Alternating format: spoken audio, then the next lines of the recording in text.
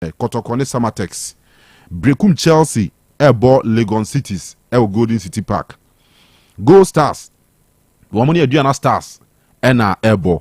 Ewo Dance Park. Tough game. Big game. Tough match. Dreams. Any Heart of Folk. Karela. Any Heart of Lions. Ena Airborne. Saranso na mi diema. Ene. Wamoni Nations FC. Basake Holy Stars. Kwa away. Ene omu nswatre. Wamoni nswatre man. Ena Airborne. Na fe Vision. Wamoso ne Bechem. Ewo ni Ajay Kreku the second sports complex. Enwo Tema Newtown. Ti matches eba so eneno enye. Enra Accra Lions. Wamo bomu modin bia nenso mo ne Young Apostles e pai setwa. Eno ye sene fantini beka koko simo awo nya bi mesuma nya bi. Nil enra ewo the University of Ghana Stadium Legon.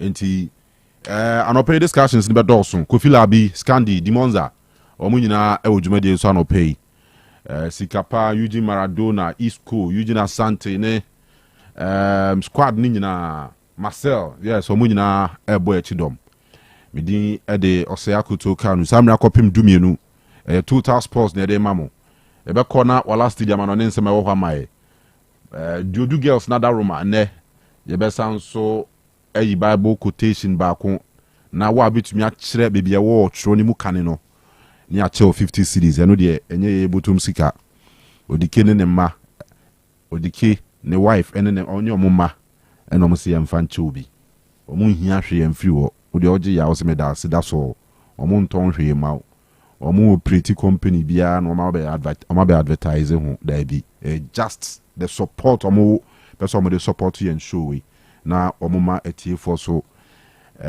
efili so enti Sunday bia no omo ache 50 cm fanche obi enti ene se ye bi quotation ba koto ho na wa betimi akire se ene wo wa the correct answer be first no ni ama 50 ya ma enti anope so ye be san read the Bible verse no na bibia e fine ye WhatsApp number obetumi di answer fa so na obetumi attest a message bia opese ye kan e odwumadi so ma no 0505 225578 0505 225578 eho ena obetumi atro bibia beso otro bia no ba no na ye kan ma saranso na Facebook obe search Otec 102.9 FM Otec 102.9 FM eho so de adwenkyere ne fa wabra wo hwe live stream no obetumi a comment wase e be kan e de amao. All right, so yebeko wala stadium no nsem no e sha se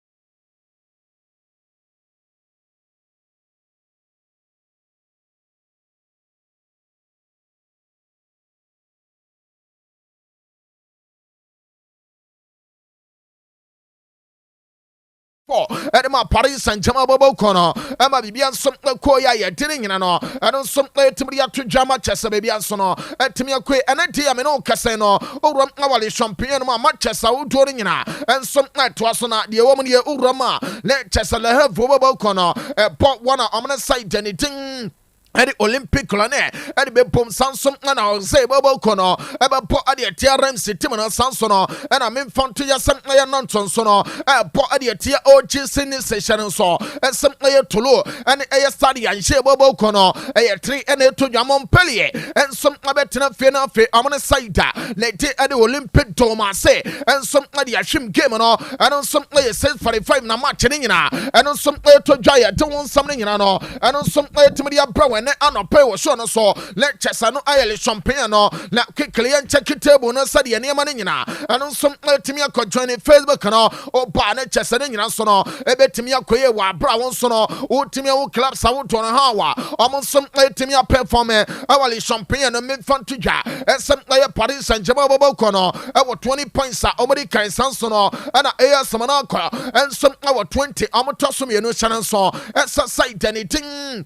The Olympic Thomas say, and some Tosumi and some points and all. I have 14 min fantuja, and some little Bobo Kono, and some over 14 Amatosuma Kumakuna, young Quasi or Laffy and check it to Bobo Kono, and Tosso Dunsi, I'm a patch of points and all. I have 5 Montpellier, and some Tosso Johnson so far no, almost some 4 points on off his study and J.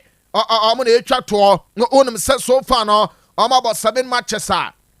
Maybe I chose 7 I'm up on. Omo de 3 points and omanya enti notimo se side na ting and the study and Jane and Cassano, Abrabana mobile boy and Cassana and Fa, Emma Chessania Mansono, and to me and quit Jumanino, let Chessano some to me a cosso come a young queen of Monofino, maybe I told Emranti among some Pogo Saudo, our dear tennis some Irish champagne mano, young Famra Emma Bibian soon to me cosso, while Bra old training Facebook cano, Otec 102.9Fm, Otec 102.9Fm, Opa, let Chessawa Pomatena Fino, on some what to me. I like it, you know. Now, Fabian, some like me, Kosokama. Now, me patro, you ramo, our Ligana, and Chessadian, and all. Oh, Timos, like Jumano, some like Fakama, Abba, Bibian Sono, to me, Alcasokama says, no, and Rantia Amo Pogosono, me patro play anything. And the Bradley Pacola, let Chesapoino, and some up Savinco Senaso, and Saint Jonathan Davida, on some Lefi Canada, no, maybe I shall play and your 5 the tennis some already, and the Mason Gilwood, and some 5 goals and so, and Usman Dembele, and some number 4 Abranten Day, and then Nakamura, and some number 4 Sansono, and a Kanyen Lee, and some number 4 goals, yet just something in an all, and some to me to Yana Chesa baby and sono, and to me Alcoso come a young queen. Manafino, men fonto ya say Ramo, La Feria Tennyson, German Pontex Ricano, Ya Pomatena Feme Patro Manchester Udua, and some Alcosoling, ya Yamwachuma Amachesa baby and sono, to me Alcoso come on a Patro Ramo, I will Pontex Ricano over the weekend games, and on some Abasoning and Yabasodano, one of Sadia Tennyson, Bio Foliva said, yes, Amachas Hey, Tiason Kakra Kraba, na the attendance Liverpool Saint Timono, and some about 2 goals aside. Netting at the entrance from Fatansono, and to me take Kanu Park coming from Tuja, and some running day, and then Robert Andre Chaboino, and your first goal, and the Liverpool Saint Bobo Kono, and Manchester running team, and the Victor Boniface Goso, and Bogo Saudono, and the Liverpool on your second goal, and my Bibian some Koso Kamashan so, and some Borussia Mönchengladbach Kensono, and some like to feel. Kanama come yensa ama head dem nso etime take kanum me no na mame fontoja esa ya kwenu na fe ya to so de tie no ene sa fry bag bobo kono enso aborte ama saida let the Osberg go to me take kanum pako woni some ya ofe am so no aborte goes ama saida let the other pokemon so no enso etime take kanum pako sansana mayanse bobo kono at to film my life bobo kono abeti omo twom 2 ama ntimi antebe na the attendance run it and is having same months of boy no and some your first go Emma Abranten it and it will open and some and chess A2 and my side it and the air lives a come bibiano and some let me cause why you're telling you and also to me to Yashan so and said by a mountain at to fear I'm a Kanama Kuma Kunai I'm a chess to get to Bobo Kono I'm on some point to me and Tibin at the woman and it's a player sending me you know. ana 4 goals ni nyina amo boy ede ma side ne de ede Bayern na de tie ne say the king of Bundesliga ne say no Hurricane me ba cho player no enya hat-trick ade ma Bayern hyene so asa Kingsley Coman enya go ne bako ade so ema goals ne nyina ekoye 4 ade ma Bayern ma chire tin omo so no etimi nya sa 4 goals no ama bibia nsem kwaso kama ene de ya me no kase no let's Bundesliga no wonim say 2 games eba so na de tennis was thinkia bo ade tia Union Berlin game no 130 na sama chine nyina ene nsem to dwaye ka no wonim say Wolfsburg bobo kono bo awo Volkswagen na we na ne nyina ene nsem amene side na Eddie Feta Bremen sono Eddie Bepom game no 3:30 na chesano some to dry at one sam no and some pro and ano so no so na o check Bundesliga table no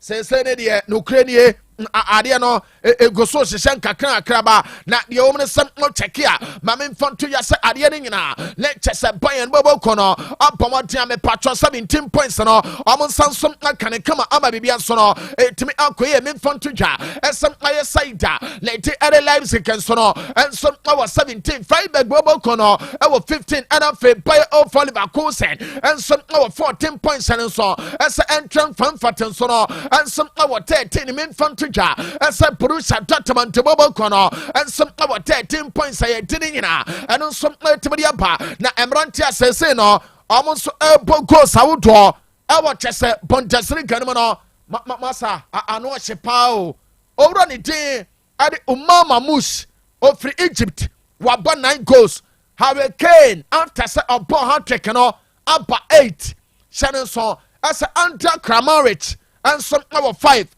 Victor Boniface Alataya Niba our 5 over anything Adi Chesamin Fonto anymore as a client dienst and sono our 5 and after over anything Adi Chesa Aya Bukat and sono and some our 5 Abrantanity Adi Aya Demirovic and sono and some our 5 into Bundesliga no or Otomosa Boysano and some Goso Aya Juma Ama Bibian some Timia Koya dinning in no Timidia to young Kranamana Feno young Ramno Catanasio Siviano lectures a culture Siviano Manchester and on some Cosonium Famra Ama Bibian son Timmy Cosona the woman ye on set combo 1907 Amo Bocano Baco Ama Chesa Palma Bobo Kono Amo some Timmy Etesa Kana Sansono and again one Fontuja Amo say Amani Bologna and some Akoti game no 2-2 and some anti Yashan so as a similar Bobo Kono at to feel Bocano Baco at the Tia Utini Cacho Omantimiante na Abranten at the Samuel Chukwese and in Yagono at the Milan Emma Bibiasono and on some Acoso Juventus Simno and some Bocano Baco Ama Chesalazio Bobo Kono among some Antimiante game winner Masa Emuya Shepa Emma Chesalazio Timono or run into the Alexei Ramagnoli Eko Kwaji red card let Chesano Shepa Emma Chesa play and it at the Minfontuanum some Rama Mario Gilla Epo Onko Emma Chesa you Febo Kono and some one go maybe piano it to me Elko so come and so and some Anete Amino Casino wouldn't say we Ama Chesa Udo and on some Abacoso you Jimedase and a tough fellow Conosono the attendance Empoli Bobo Kono and on Opaya about 10:30 Amo Jeremo, lectures Empoli and in Napoli, Tienio, Polyphone and Ebono, Empoli and in Napoli and Airport. I 10:30 and I don't pay and a game no and in some Etoja na Ocean so and some German Etoja. I was Sadio Calo Aya Castellani, Amadi Biansono, and in some Atimia Cosoyacano, or running Tim Rosario Apiso and some Abechnamo as Apitra the Amon game no lectures a baby and some Atimia Cosocamayacano, one of some Aya lecture Bobocono, and some Bo Adiatia Saida, Leti Adi Fiorentina, Amachesa San Gemino, and on some Atimia Cosocama Shannon so as a game I make come one summoner, and on some Toja, I was stadio via Dema, and Chesabiano, and on some Latimia Coso, let me patrol come once some say a leche, and some Latifie, I put Adia side Tenny to the Ferentina, or Shannon, so some running day, and the Francesco for now, on sono, a jump as a Petra, the Amakemano, like Yer Canning in a Venezia Bobocono, and some Labo was Sisaida, late at the Atalanta, Amakemano, and on some Abaso 1 p.m. Amabiano, to me Uncle Sokuma Shannon saw, as a German a Toja. I watch a some infant to animal, as some air stadio, air pencil, ama baby and sono, and on some Latimia Cosacama or run it. Adi Luca, I am so ferry, and some Labecamo, I'm a son coming, and on some Abaso, I'm a chessa baby and some Latimia Koya Kamayekano, let Chessa Kayari Cancio, and some other body at Tia Saida, let take Adi Torino, baby and sono, at me Uncle Sokuma Shannon saw, as I have 4 p.m. na Gemino, and on some Toja, our Unipod Thomas and I'm a patrol Gemino, or run it. Adi Gianluca, I Aureliano, and I'll quack as a Petra, the Amakemano, let me patrol big game and a Tojano, a Basso. Our Chester Stadio Olimpico Roman Adiatiano, and some Roma Bobocono, and some body at Tia Saita, Letty International Milano, Name Patrol Gema, Yakam Wasamano, one of some Oranity, and David de Massa, and on Sono, Abasavi as a Petra, the Amakemano, Amachesa, baby, and some Latimia Caso, and to wait ASV Amachesa, and on some Tojano, and a Chessia Tinning, and also to Media Brono, now quickly and take it table, no, now Fayan collapse Saudono, maybe Amadempa Amopa, yeah, canning na opa Facebook can also Otec 102.9Fm, Otec 102.9Fm, Opa, not what pomating, and so at me, Jumanina, Nina, and say, oh, like keep page, you know, not what pomating. Na fe wase live video and some player total sports we Kanu no ababwapa ama chesa ade ne nyina no and some atimi akoso wa bra dwuma ne ye no let chesa wan kasa no o comments ne nyina enamase onum san na police so far omo some about 7 games men fanto ya points no 16 Juventus no e was 16 men fanto ja as international Milano bo game ne omo points no and some player 14 the tie no and say AC Milan bobo no and some about 8 matches Omo de no some 14 Sansono and Lazio and some about 8 omo points no 13 Udine Calcio about 8 about 13 na o pesaida na did Roma amatason crown points no 10 mametos scorers no na yeni nkomo de woman say no oranity ade Mario Retegui boy no I was 7 Marcus Lilian Thuram I was 7 Christian Pulisic I was 5 Dusan Vlahovic I was 5 Ana Abrantenite Ade Coutron Epo Ade Makomo Adonson I was 4 into the Etienne no Romelu Lukaku I was 3 goals Ana Abrantenite Ade Kvicha Kvaratskhelia and some our 3 goals yet telling you so no 8 apa ama chesa baby and some atimi akwe when I chesa men fan to anymore SSC and ya won something you know 8 apa we na no pay was show no so afre yenwra na afre me patrol league and chia flag no and some player juma technique ni na and some pana chesa baby and so no atimi akwe eno aya la liga no na me patrol the woman some chesa and some toja I was punished la liga no on said Deportivo Alaves Etewo Real Valladolid Ekwa mo 3 omo temu mienu eno no ekwa kwadai na me patrol games eno so to aso no onim se Athletic Club de Bilbao atifie eche Espanyol ebo no ekama akoma nan Espanyol ebo mo tentimiti kan mo pako awo samma me barrier na de tie nie he o we ya o na o say seriously there were problem our Black Stars na the tie say Abrante ni tidi Vivian. Yes, Vivian. I'm say TikTok. Say, anyway, you trending. Say, Eugene Vivian one more. Hey, akway.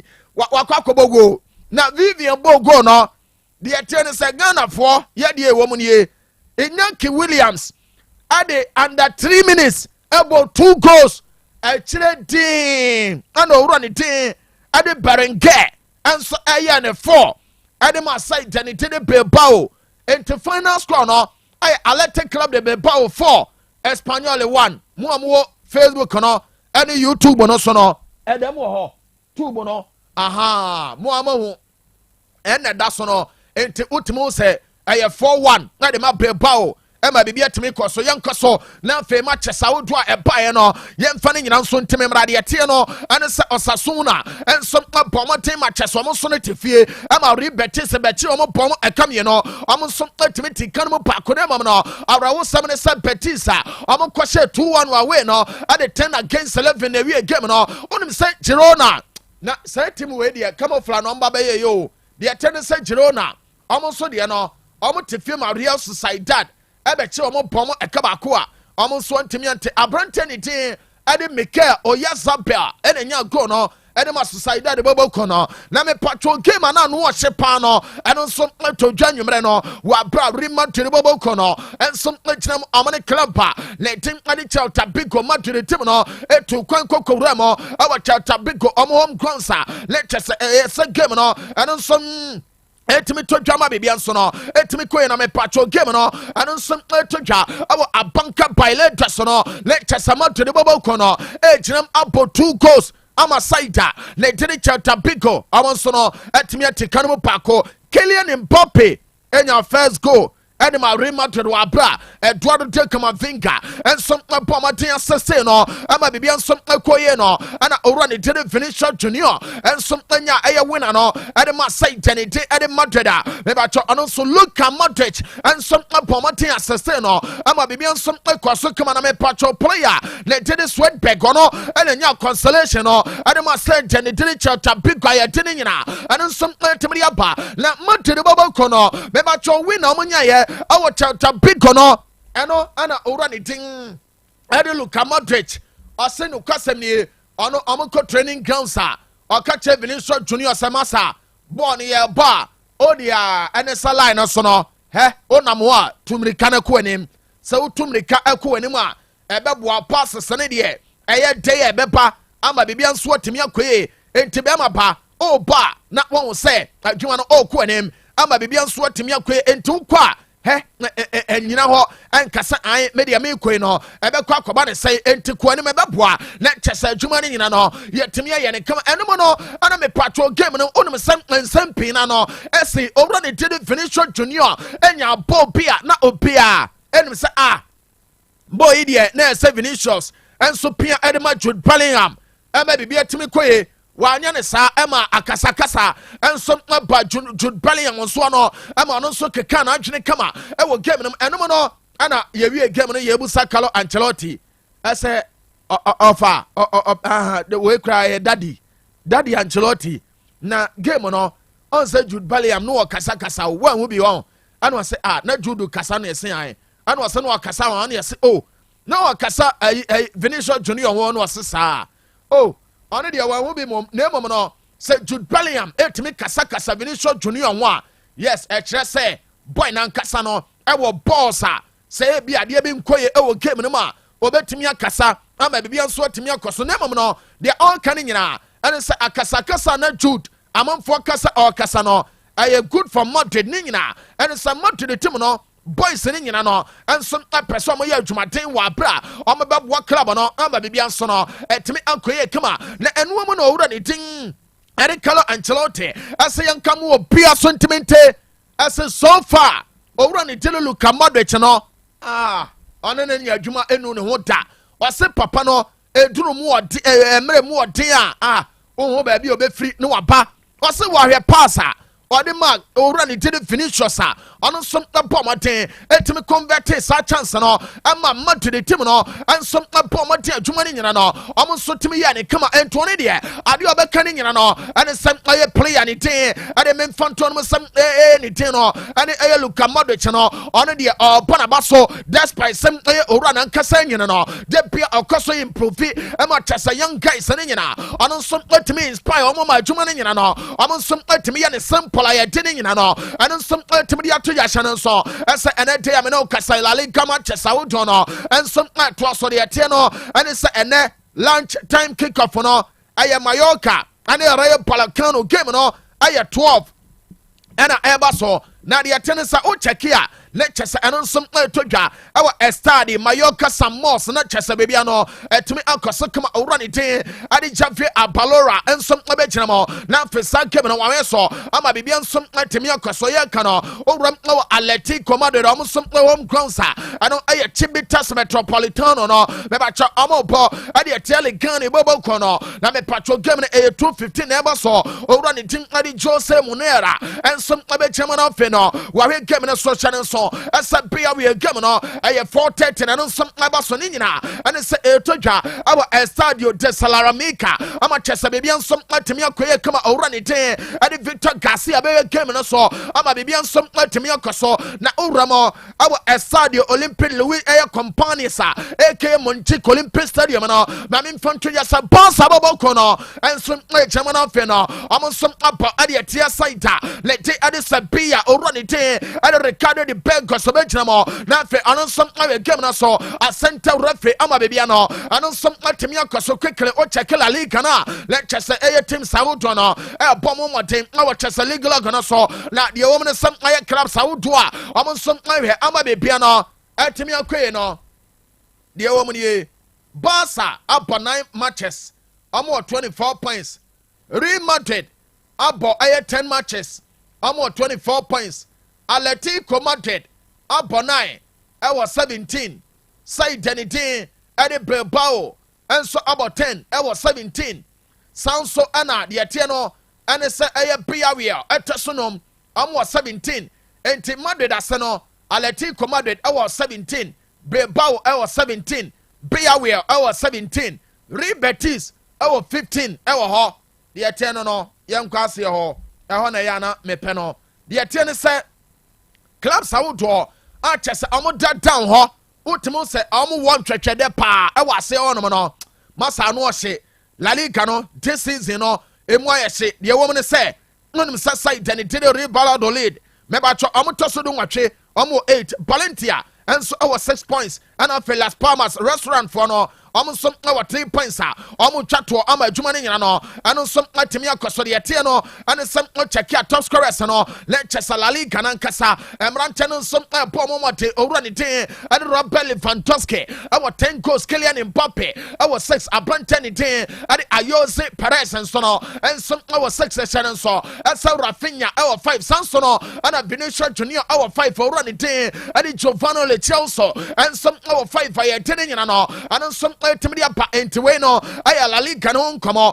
ɛna kyɛ sɛ yɛwie ne yɛnwura mɔ ɛwɔ Almighty Premier League no no afei no mebatwɛ ɔma kyɛ sa ɛne dɛn ɛbɔ so no yɛnyɛ wɔ adwuma ma biribia nso no ɛntumi nkɔ so games no deɛ ɛte ne sɛ ɛnora da no bebree no aba so na ebi sɛdeɛ ɛsi twa bɔtɛm a style party no masa nyɛ bɛtɛɛ wotwa bɔ no wantwa mmɔ no adeɛ ne deɛ ɛbɛba na ɛba no pate kɔkɔ gyina mu no obi bɛsɛ ɛna obi frɛ me ɔse wala se ɔho nyame ɔmpɛ bɔne asenafoɔ alu so nam sɛ ade ɔse patenti anam se saa na woka sɛ nkɔnyare a nkɔma anaa sɛ the last time ɔbae deɛ wɔm ne sɛ tournament pɛtifie ɔmo bɔɔka ne nan ɛma West Ham United ɛtumi te ka no mu baako Dejan Kulisevski ɛnya first goal owura ne tiri Yves Bissouma ɛnso ɛbɔ goal ne baako ana goalkeeper ne tiri Afonso Ayora ɛhyɛ ne ho ama aberanteɛ ne din ade Son Heung-min ana Heung-min Son ɛnso no ɛnya goal ne baako ɛde ma Tottenham deɛ te ne sɛ Kudus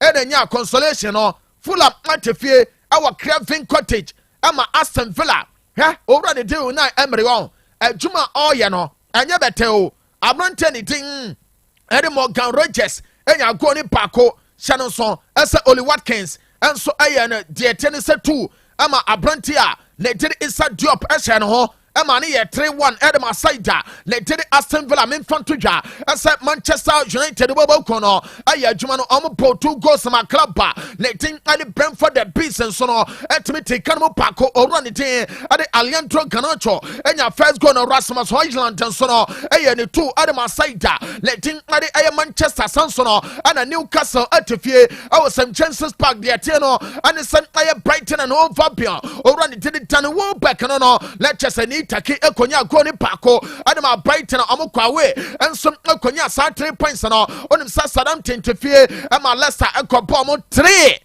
deɛ wɔm ne sɛ abrante ne din ɛde kyɛ sɛ ayɛ Bonanote ɛnso enya goal ne baako ɛwɔ hɔ.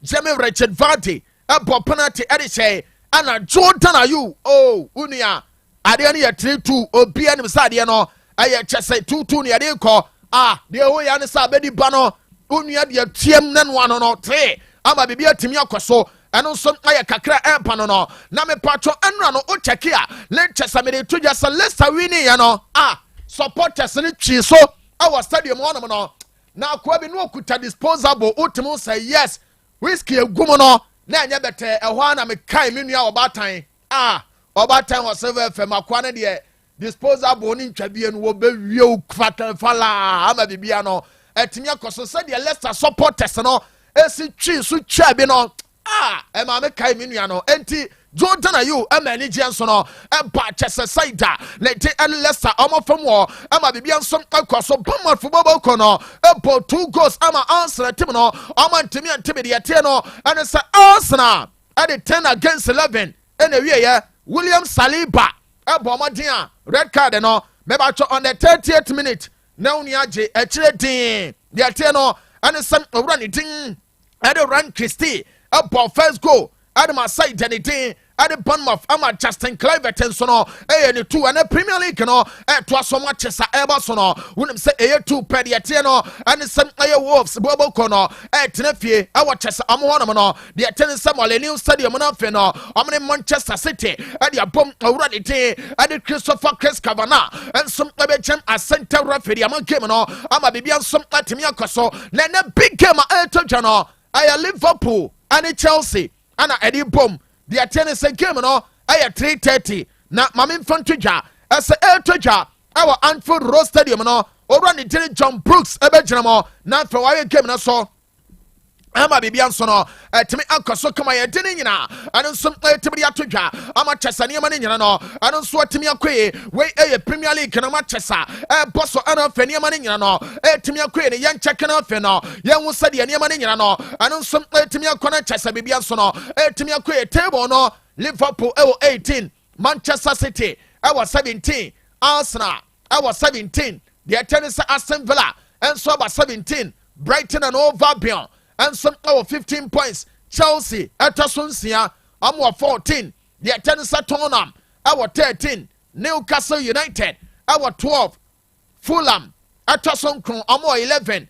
Bournemouth at Sundu, 11. Manchester United, and so no, Chese 11 points.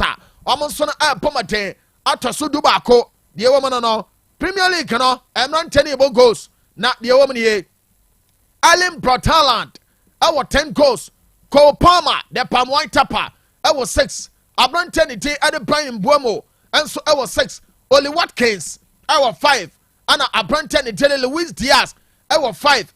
Daniel Nitaki Welbeck, and some 5. Ama Bibiano Etimia Kwe, Enti Premier League, no, Anna Yayam Wajumanina, and some Adiama Manchester Bibian Sono, Etimia Kwe, joining Facebook, no, Otec 102.9Fm. Banner fe wala keep page no. Ama bibian some Timia Kosodia Tiano, and it's a 1 or 2 be say no. Club World Cup no, eba so next year. Na the attendance run it at the Gianni Infantino. Wa confirm as a Inter Miami. Ebe boma dena fe omarem. Enti fa picture ne to so. Wa bra obe clubs do so far no. Ama qualify. The attendance clubs we no a qualify. Uremo. Ewo ye can. Eno our South America wa say no omodie no this season no wa beji Champions League no o ba be ka ho ama bibia nso no etimi akoso ye diri nyina enso etimi dia to ya na chese bibia nso no etimi akoye kama nsam ne doso pa na emamu no de Urban City yeso mo pe Florent Vets ana fe boy ne din e de Carlo kan so no omo ye willing say omo be ja na next summer ama na ko ama ugly omo Saudi Arabia no yes omo ye interested in owura ne diri Carlo ka ensam ne doso pa Nemo money fancy now fin the boss player one kokano any abuja phone to so yenchia master jobo generator expert on a bra coffee and afi master dan and a director mo aben amwa gas oven and stove omo nyina nyamenko bibia ho boss ye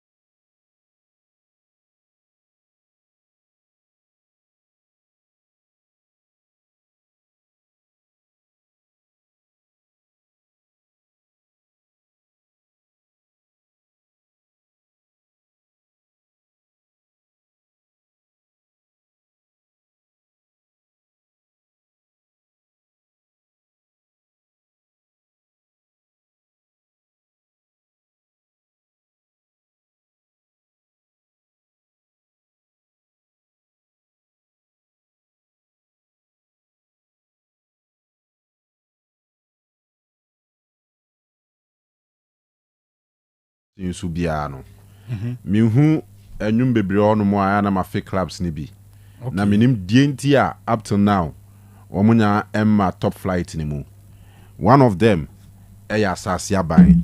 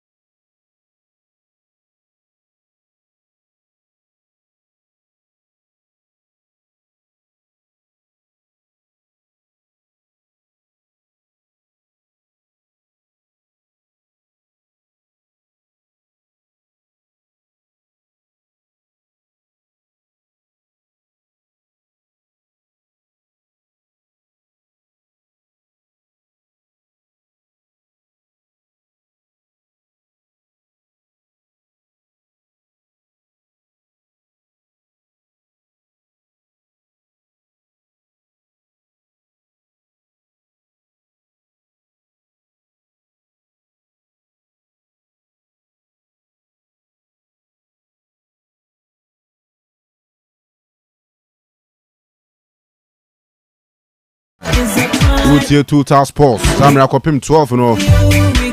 Yeah, Shan Sama Hodu a Woho.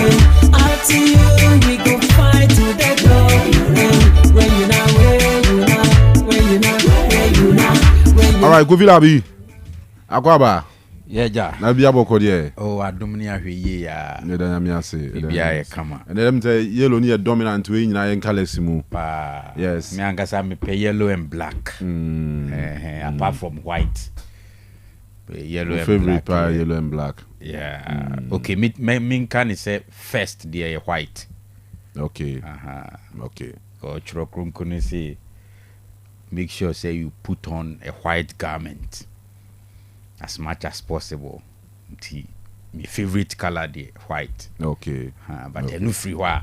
I just love the yellow and black. I wear this and because me supported Dortmund, but I just like the colors. Love for yellow and black. Yes. I see. And as Candy, so I'm be quite heroes home colors. Yes. Oh, nice. Just Your home JC. Essence Energy. That's a headline sponsor. For a first division club, I think it makes sense. I mean, financially, or more backing kakro major so it me so yeah, now you two for advice corporate Ghana saying come from who sports ni mu. Omo from who ball ni mu. But I'm say omo ban ni mo be hu no e pam omo. Whether say intentional and a coincidence and I say bibi akwa kwesi de mean to mean chire. But corporate Ghana yes or bape. Na ya sa pam no assign echi. But I mean the system of clubs being owned by corporate Ghana no dey ba kwa nke nso betumi boy sport no pa but football people name penisa thenka ebenya ebe na nka MTN wo team Voda wo team Ghana you can say ECG for wo team tete nka Timber for Samatex so mudie na ka corporate Ghana corporate institutions no bia wo football club for that one you can be rest assured say match fixing 7 ball form because these guys will pay their players well. They better deign to compromise. So what you saying? When we have these institutions owning clubs in Ghana, they say or other parts of Africa, East Africa, or Central Africa, or not. Say we Kenya na company clubs be womb individuals they womb the company they be womb. Yeah. Tanzania money the Zambia, Zesco money Tosca money the nyina companies and a team. By you come out my company meti team. Company run any 1 week na bambu because there the be no park ni so no anyway company simple now former players no ma bobo na akura ntitima there is a way hit me scheme what the niti on mo dey before but can me sure say na exercise I about 2 minutes ago o de ni so baba e bi mu ani ase omo mo passionate about some of these clubs na bobo omo nyum no Mokwa United zone 3 last season no more second on the league omo na vision a topple omo at the buy the quest for Okwa so meet Masamba back no on and omo fight this season crown after 3 rounds of games omo 4 points say no mutimi win on be just 2 points off the top zone which is zone 3 okay and then a club like Dwarfs and so zone 2 last season omo did third after say Baseke a qualify ma it second on the third okay to almost no try say on Becky Kanyama boom and as go the intimate can was in Bibri but some of these clubs now are body and these were the venues and the tone league because apart from the hostile venue nature of the venue no supporters na nkasa nso no essential games no yeah and omoye attached to club no emotionally physically, psychologically, and financially. Even spiritually. Yeah. Oko Dwarfs na say supporters no yes our chant no na obo no. Omo boy chant at least who say the some fire power be about around the team no. Oko oya dan ya ukoduru no ma sa environment na e war around the club no. E be shape up for the tension about game no and sa venues no ko ba utimi say o place ni mu amia o ko ba o place ni mu amia because the omu hu bi da bi on be ko akọ hu bi ti then obekọ Kaladan obekọ Okwa obekọ second Koko Brighton Park obekọ second sekunde akọ then em say nansen ya teams na ba and they no nso hostile venue pa Brekum Chelsea Brekum Chelsea and to an extent Adriana Kwane be few games be pe ebi akotoko beko has beko and be hu sa but Brekum Chelsea there it was ever present sa venue because Brekum Arsenal or later Chelsea ebeka and these are venues are nanka numbers where they are benya clubs a ban and say ebi Gold Stars and because consistently on the match day be on numbers in here. Yeah. Gold Stars. Irrespective of opponents. Irrespective of the opponent. Even though Kotokwane has by who difference there. Good. And other clubs no koswa fans no kohepa. And Samatex. Yeah. Even Bichim. Bichim so mo games so pa. But Bichim no one consistent. Omo consistent. On the other tajina opponent na oba no. Yeah. But numbers na averagely Samatex Euros League 2 seasons ago. And almost because company and then the employees and that kind of rapport and a community unya community I mean real community that but me just say a bigger community. But ni nkura batane wo community community ni so asa and my supporters near bonded to the club. A commercial community sense of belongingness. Very good. Obia person who so can who be. And a commercial community you know try who during the week na Sunday abedrubo ukrum. Na boys akeka omo abom omo de omo get said omo chi no omo. So these are venues are kebit ma ton your league na my pa and unfortunately either clubs na anyo omo ne mayi and whatever situation and there yi bebre every league nim do makogu nchen a amasa vibe na the league in my front. Is it Azakes for second division, right? Ni so be one of any ase na nyam na wabon. Hasmal, we go do. Hasmal, we go do. Do.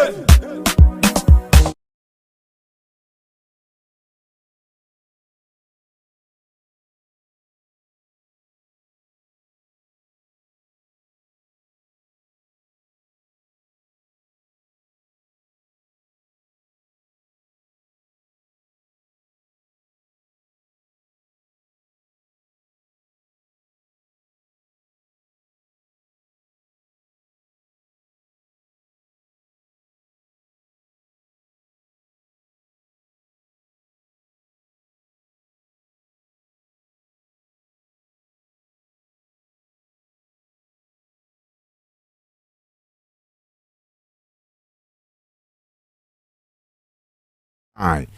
All right. Mama yen hwe kakra wa manone na ye metinsim mehwe Ghana yen league no. And afi so ye mrante no make statement wa brochire. Omo clubs muni ade nyina na ye mre no. So no Black Sharks. Is it born ye board ade be ye ball pa fa Ghana ho de nye. Is it no beach soccer AFCON na course from first match Ghana any host nation ye ji 6-3. Just say ball ade ye ball. Say ye ma, say ye mema, say ye beach soccer, say ye futsal. Ye board e to a ye bon kwa de Ghana san. Ya rehosem. All right. Wafu no so to aso ne.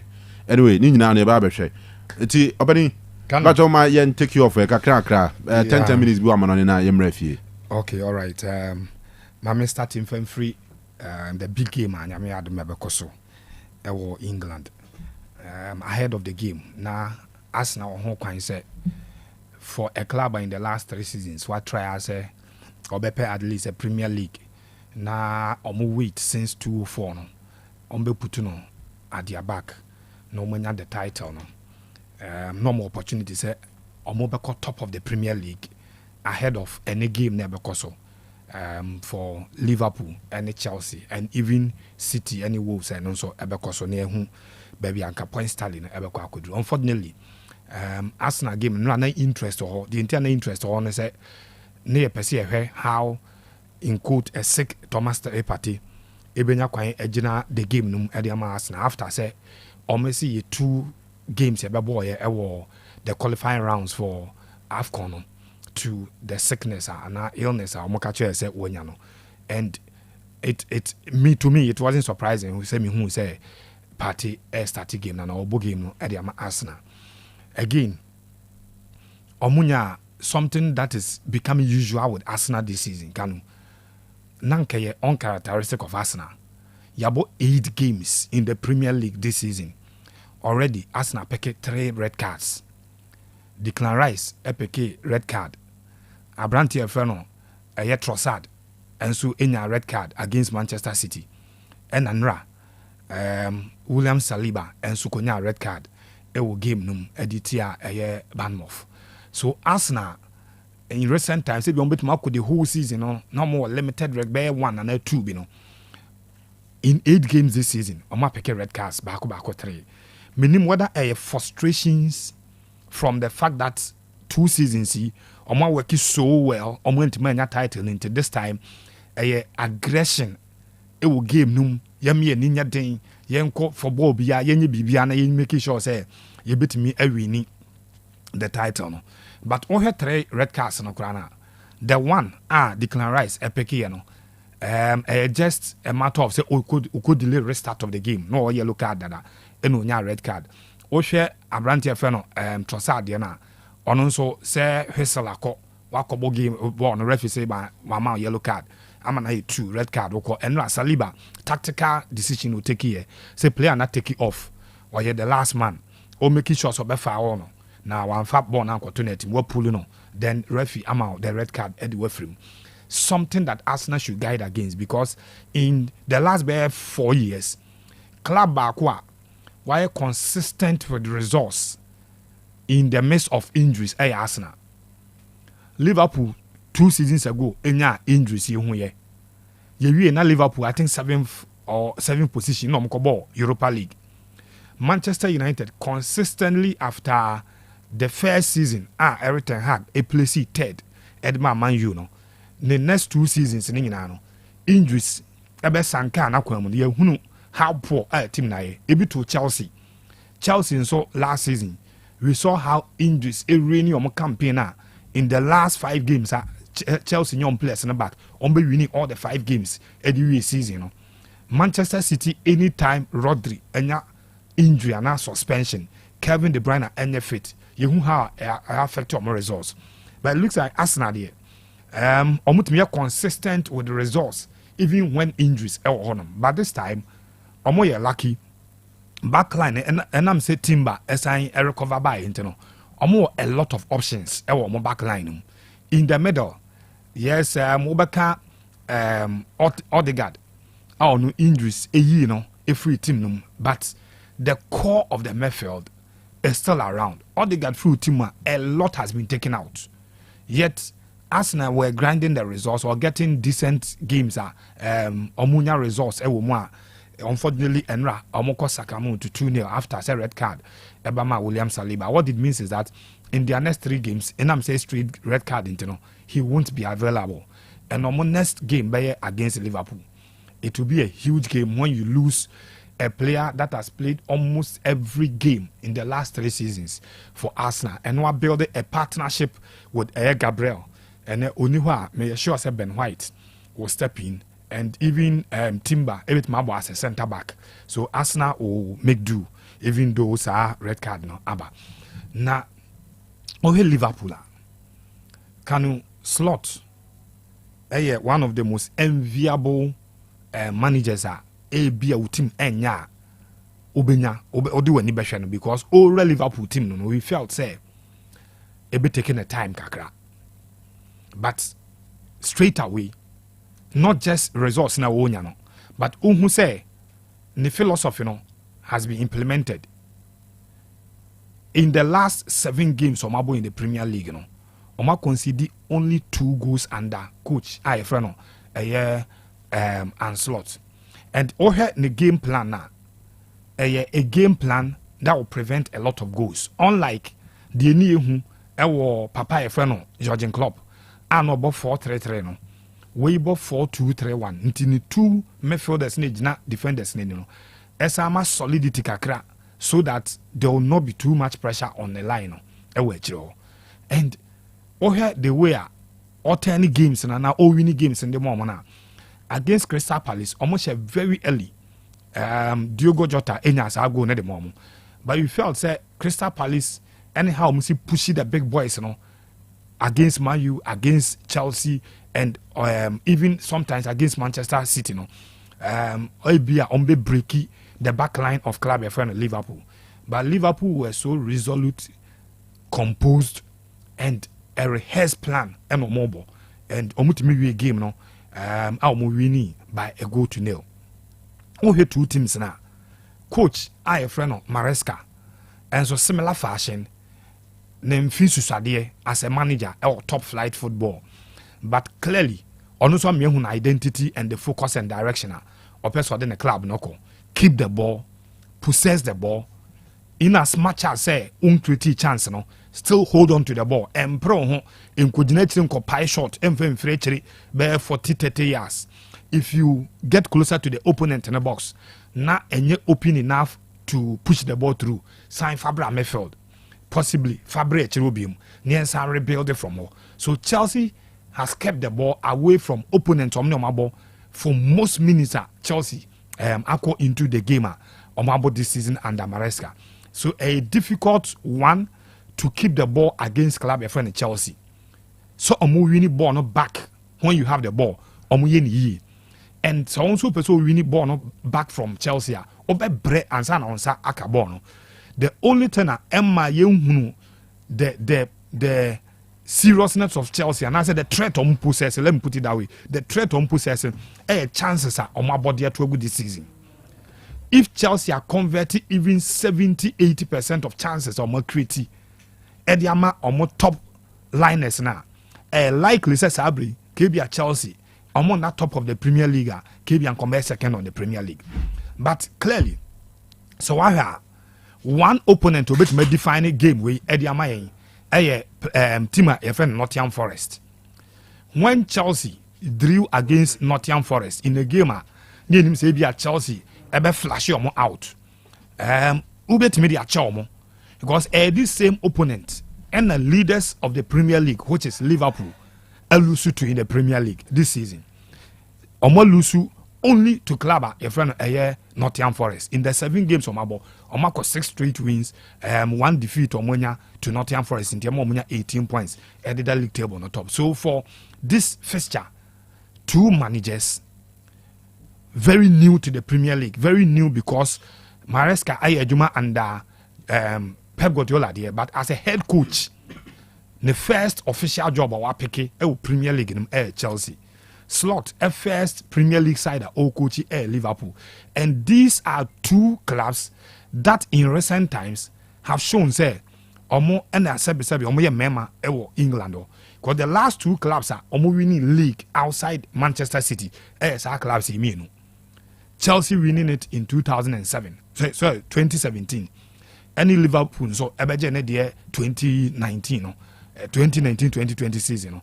Apart from that, no other club and Abu winning the Premier League. So for the 2 sides, they come with a lot of hope, especially when you see a little bit of drop, any uncertainty around the Manchester City squad. Say coach, Enyang confirm whether will be stay and now be call. Already they have started losing some personalities around their club. And Ninyina say club a friend Arsenal ain't me winning Premier League with their last 2 chases no Munyana. Abia Liverpool or the character to win it in recent times. Chelsea were the character to win it in 2017. And when Omo got into a game, a huge not for only the 2 clubs but the Premier League. For Kopama, Kanu Yempo, he is one that Chelsea will be looking up to. Either or score and will be created dangerous moment as other players, it may capitalize on that. No making sure so menya a goal or 2 at the Ama club a friend Chelsea. In Mayfield, Omu players in the be too, especially the South American contingent. I'm around here friend Enzo, McAllister, and then Caicedo. These are players in the international break, Omo call back to South America. He so Omo return here. Most times, here managers try say the immediate game at South Americans in him across Europe. Omo tie rest Omo, but you don't have the luxury to rest players in such a game. The magnitude of the game is so high, and all you bit is say Enzo Adiaba called the momo and money and say in deep midfield, 1 pass ultimately change the game in direction. Into a bit imagine Chelsea boxing him. No was swinging 1 pass pet and the hawk and I'll be if a Cole Palmer na receive ball no say Noni Madueke and I say a Abrantia Feno a Jackson omu pace and the speed omu the ball ni move Emma omu ye threat to any club bia. So the two pivot near time who say Maresca Ebo in Enzo and the Abrantia Feno Caicedo today they will have to be at their best because in the Liverpool setup Mark Allister is playing so well. Gravenberch one of those players or drive team when he is on the ball. So for me, it will be a game of life for the two managers, and because ebe put more chances winning the Premier League very high. Should Liverpool win today, now it's move to 21 points. So Chelsea win no catch it up to make sure say Liverpool NBA gabnum and found goal. So for me, the two areas are the key points in the determination of the game about the midfield pivot now and how two teams finish off their chances against Liverpool. Chelsea should not expect too many decent chances. If all attackers are almost squander chances are to say Jackson Oberman bear 4-5 and San was about the amount. Oko Liverpool side knows almost on say Chelsea and Maresca in Jabo Muntemsa to Benya chances are the few chances bear 4-5 or Benyano. Ultimately, be 2-3 good net you are good to go. And we bet my count on Diogo Jota, who is so technical in terms of scoring. Salah, who needs no experience again of football. Experience beer in here of football accumulate here as a Liverpool man, as a Premier League man. And two sides, and do Benyan method no right. No bet me are barry chances no Benyano or no ever on top. And in this case, even though a Chelsea rejuvenated side, I'll still give it to Liverpool. Double chance Liverpool in that game. Mami 2 minutes before finish the game. Inter Milan travel to Olympico. Kanu around this same Roma side. The Biaya Meka the issue about Obiye lawyer to you in football. You how this Roma side echo of chair. Na omubenya the likes of the last time Jose Mourinho catch I said oh no he's a football god because club now omote the capital winning European title difficult for them just in a matter of 2 seasons. No one an European title for Roma. After that OCC after winning the Conference League OCC the Europa League no Belusu the Europa League in the final. Typical of said their football city and the following season when they feel say team na peja why the peja no Jose Mourinho but on sustaining results and on muja no kwan say on free team no go but they are playing in a season everybody expected especially media I expected a lot after attempt of like joining Omo from Girona. I expected that he was going to be a hitman on be creating chances for him and he will score a lot of goals. In their last 24 games at home, Kanu almost share at least a goal in a game. The last 24 home games on my ball was Syriano. But the money here interesting for them. I will bet my fancy on my chances and they say another unlike scenario around club FN Inter Milan. Inter Milan also in their last 3 games in the Serie A are conceded at least 2 goals. On the average, at least 2 goals in Oma conceded. And they even lost a game to Club FN AC Milan. So for Club FN Roma, it is a big game to play for. Omo around the 10th position.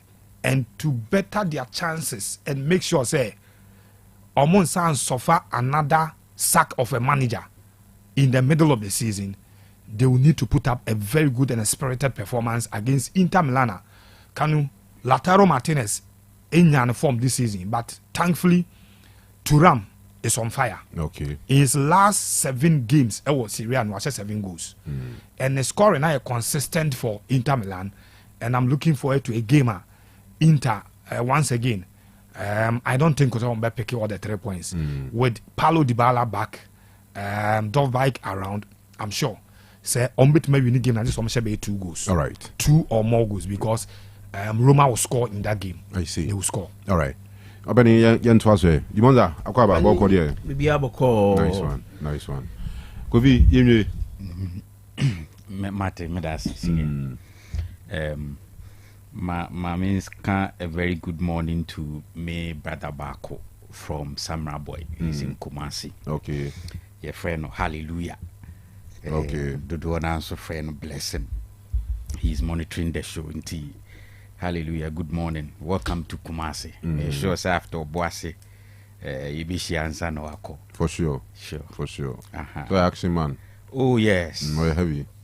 I'm telling you. Me too sure say the engagement be permitting am na call Boise, but whatever be the case. And you're born into no buy. Oh, okay. I mean, tell you summer boy, if he say summer takes what town team. Oh, yeah. He's obviously in town because of business. And where one person or pay summer takes bar, but he's in Kumasi because of other things. I see. I see. All right. Me just say any engagement in be permitting am na call Boise. Yeah, then I suppose so here. Sure. Senior Mama Sha CM free her. Something interesting is happening over Germany. On say this season, I've always discussed Vincent Company and Bayern Munich and Alonso and Leverkusen. It is simple. Alonso nekuta the title and or defended the Bundesliga title. A title that obeji free Bayern Munich and Sim. And from the look of things, Bayern Munich would want to claim the trophy back. And in my view, a straight fight between Alonso and Vincent Kompany. Now, this weekend will be Ashe after the international break. Usually, after international break, surprises biba. Yeah. You don't get players to play at their best because it be more to quine on my brain idea. But it is good, say. Omi nunyina ubia winning. Then a man Brighton foot minya go back on car. From saying Brentford. Omunya go back on Senka.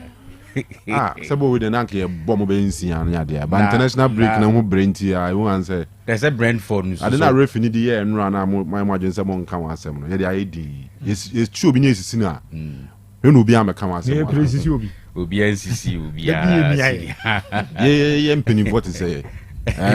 Team can see pa wo England ho what you say na say wa hye die bi ma wa hye die bi ma enti eni kwan say mo TTP because yes all right there about the circumstance. I mean it's scary. I mean if you say Emra referee at a point where apply common sense. Okay. Emra ho what you say Emra ho na common sense wo say enya connect ai ye be connect ai and in England every set piece be against any club be any dangerous ye be connect ai you play a tia pie or the ball na na mu be 4-5 minutes after na referee hu say moja woni tiri ho ye be connect ai was one conchen ye defender ye warrior na vi ya short numbers no ma boko na ya pimashe it would you say what you say player no conche ninti na ma kona ni share possible but ma ba say bi anka position na your heady ball na say Ethan Pinnock na say maybe ojina heady ball say bi anka ona delete be na also be defend the ball e bi so na ko nyina e bi so anko nyina but I didn't know man and defend the corner na nwi but the referee did nothing wrong because especially anything that has to do with your head, the rules are clear. Very good. You don't play with it. Very good. Agreed. Ebia Ojaima player ne ejina pitch ne so for the next 3 seconds, 5 seconds. Unim di ebesi ebia no atu awe. Na asemaba. Ebia so na kwa defend go na ye share am. No one to one. In the end, the referee applied the rules. It was almost like the last kick in the first. The last kick of the first round, the first half. It doesn't matter. What you say? Player no born him kwa ho ban. We need the players. We are referee we are. Kabon ye we need the anchor referee na ye. Mun shise no mo yi na we dey say. Anyway, go back to Germany. Yeah. So back to Germany. Kanu, I was talking about Bayern Munich and Leverkusen. They've won. Ubia winning the game. All right. But it looks like the win for Bayer Leverkusen ain't enough. Because if you go back to the league table, as we speak, Leverkusen is on the 4th position. And this confirms the fear all of us before the start of the season say, can Leverkusen defend the title? It is a big question for Alonso and Leverkusen to answer. And if you check the standings as we speak, Bayern Munich are back on top with 17 points. Leverkusen position 4th with 14 points. So you see gradually the gap is coming. So and that is because after 7 games they've won 4 games and Omadro 2 and Omalusu Bako.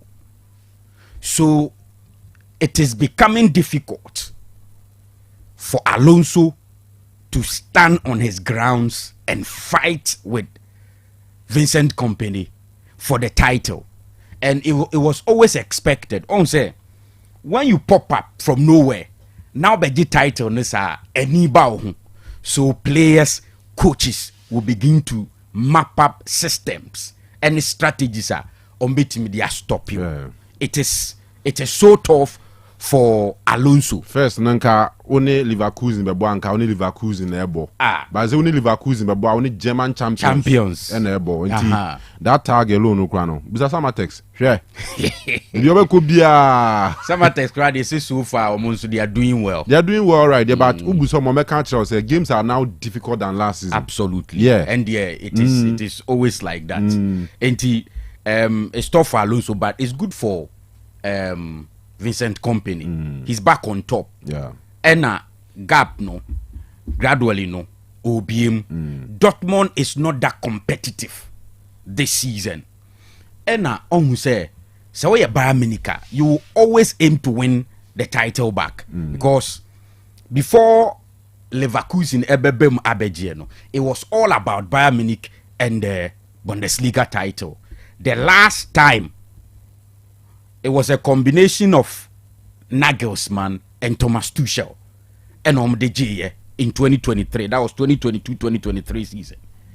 And in 2024, Omuja, Thomas Tuchel kwine along the line, Alonso need Leverkusen Ebeje. And so the quest to win it back has always been there.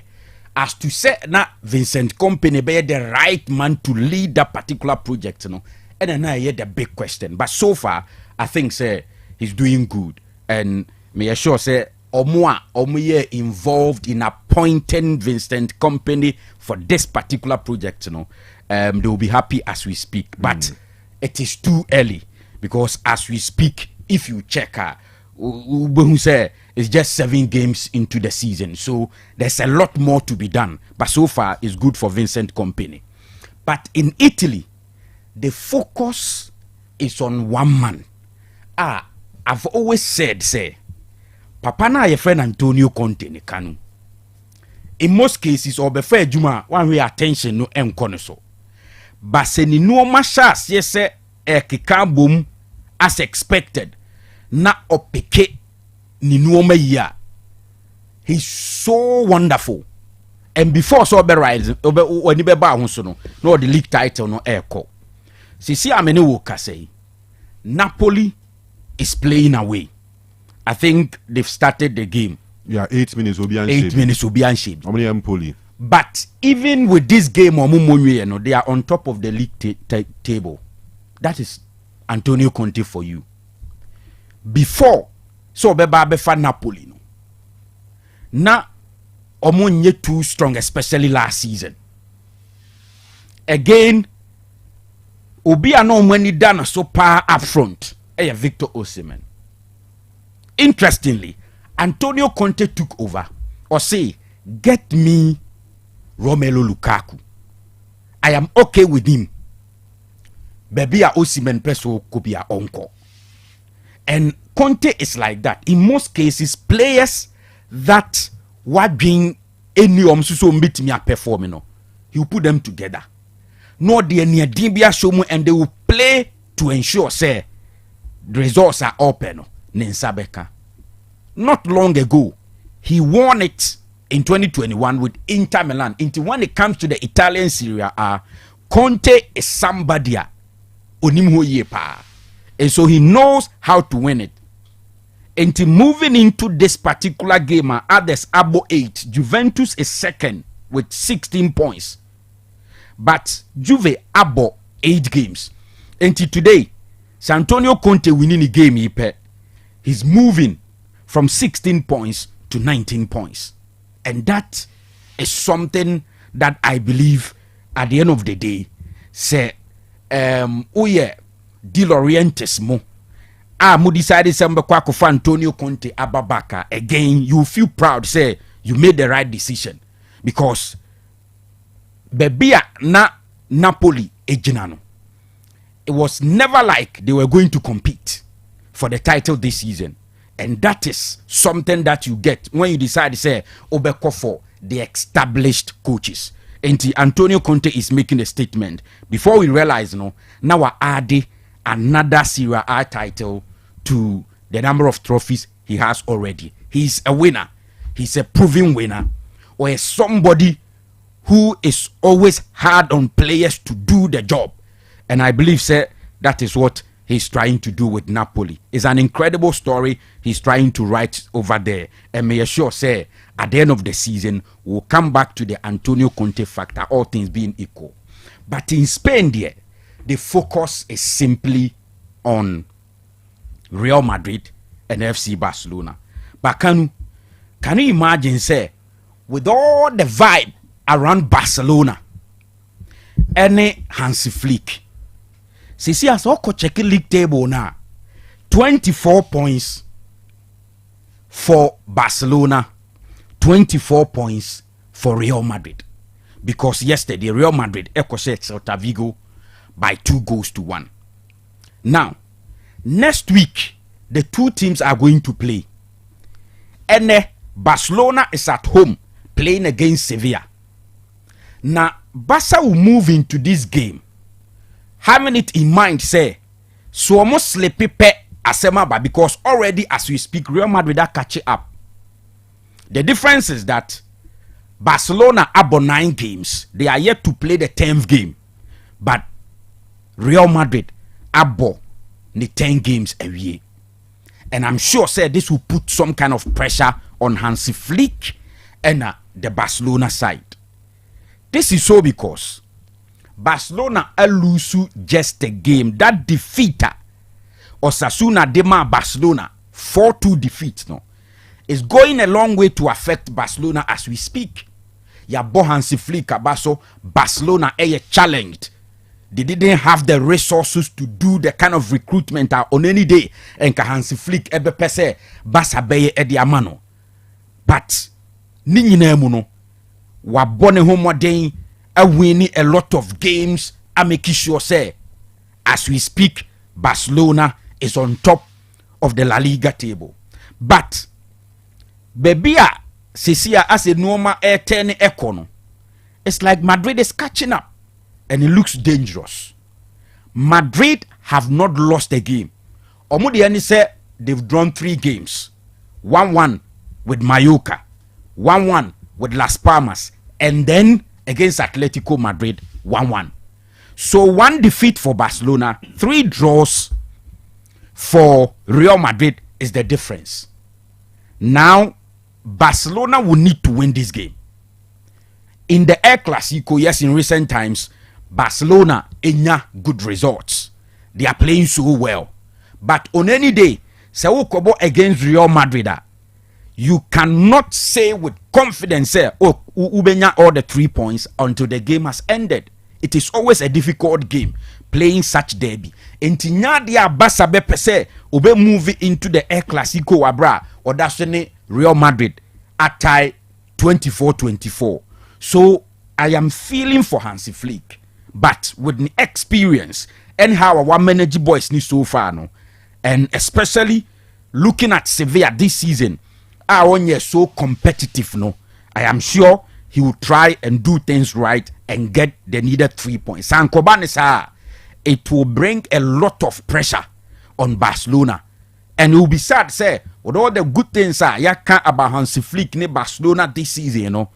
You know, now Real Madrid back into the picture to steal the headlines. It will be sad, which is why I believe this game against Sevilla and you know, and now Hansi Flick a bit to me asleep.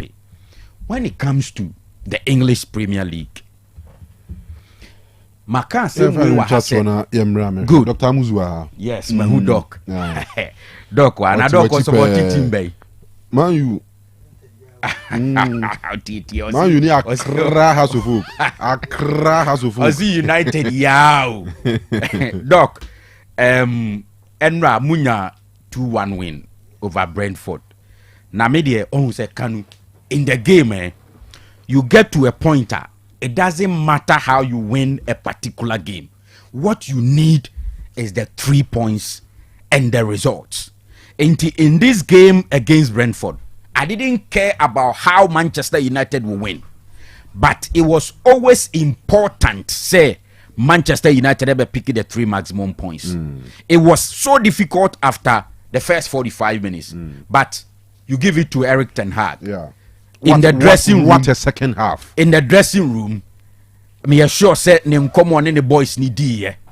Anyhow, they listened and they came back in the second half to pick that kind of performance now or move in the second half against Brentford. It was always exciting. I think that it was a good performance for Manchester United. But the biggest point in the game, that combination between Rashford and Garnacho with that goal.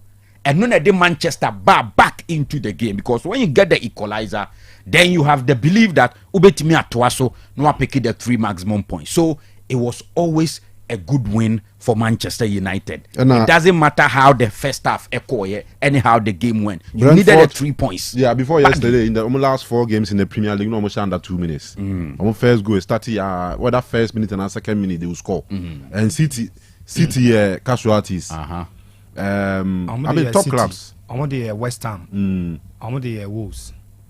And Tottenham. Okay. 4 matches in a row. In the first minute or second minute. I'm cross 80th minute. 80th second. Maza. Enra the late must mo measure me enwe. Mo measure me enwe. Ba Cameroon na na nwunyi puaro. Measure me enwe. Enro into Lisandro Martinez on ko na ni. That guy is good though. Brand Mbomo. I'm telling you. Me say me penny ball rough. Ozai nanka ogina ye ho. Nanka Jackson to bench. Yes, ankra boys na nko munyino Africa ha. Ka ball no mo. Because we need talent. Yeah. Born Osuya bo. Into we have technically good, very good. Okita born na e book mu ade na ode be. Pa. Na ha ba say ye the born e wo na de bi ni mu. Nti gaga na ga zo ma za wo nimbo. Ja ko tua de. Ko tua de za bo an. Gaga ye nya bi mu sa o. Say ye nya a couple of players these days Ghana how we need talent. This be our academy boy. But say we need talent pa school kura na ebibu abam. So we nya de na you know tua de. The last time na me ka say about Arsenal. Na mo adwen maso. Ya tipi Arsenal say omo na ye the side and come be competitive for the Premier League title. But say Declan Rice red card by against Brighton. Say it was the reason why Arsenal lost. But a bra club ebe transforming Liverpool. Emo me competitive no. No more sign so mbetimi compete to win the Premier League title no Kanu. Red card was never enough to stop Liverpool from picking 3 points against Bournemouth and Brighton. And honestly, me, if Sename a part of the people who had that believe in Arsenal, see, a step back. So? Yeah. They are proving say, they cannot be the side to beat City to it. And nona Anaslot actually, he's back on top. Today he's playing against Chelsea. He's the side or a favorite to win. Chelsea have proven say they are giving some good performances, but Chelsea ain't yet consistent. What I say, Liverpool have been consistent. They had a setback against Forest, but they've bounced back. They've been consistent. And that thing now they are tipping us now some nebeji league na free city in some. I'm sure say Liverpool are back to take that thing from them. Well, 10 more minutes to 11. After the Dudu girls another romantic. My mask and the mutual mu.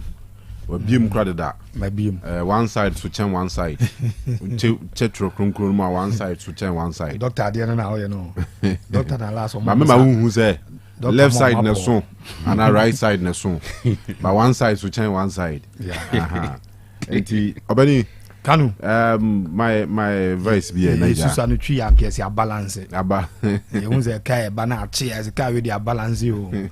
Sana dey na ye twabutu no.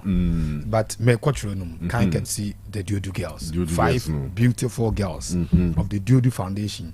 Yeah papa, ye nua pani Mr. Kwasi Dudu. And na hokani.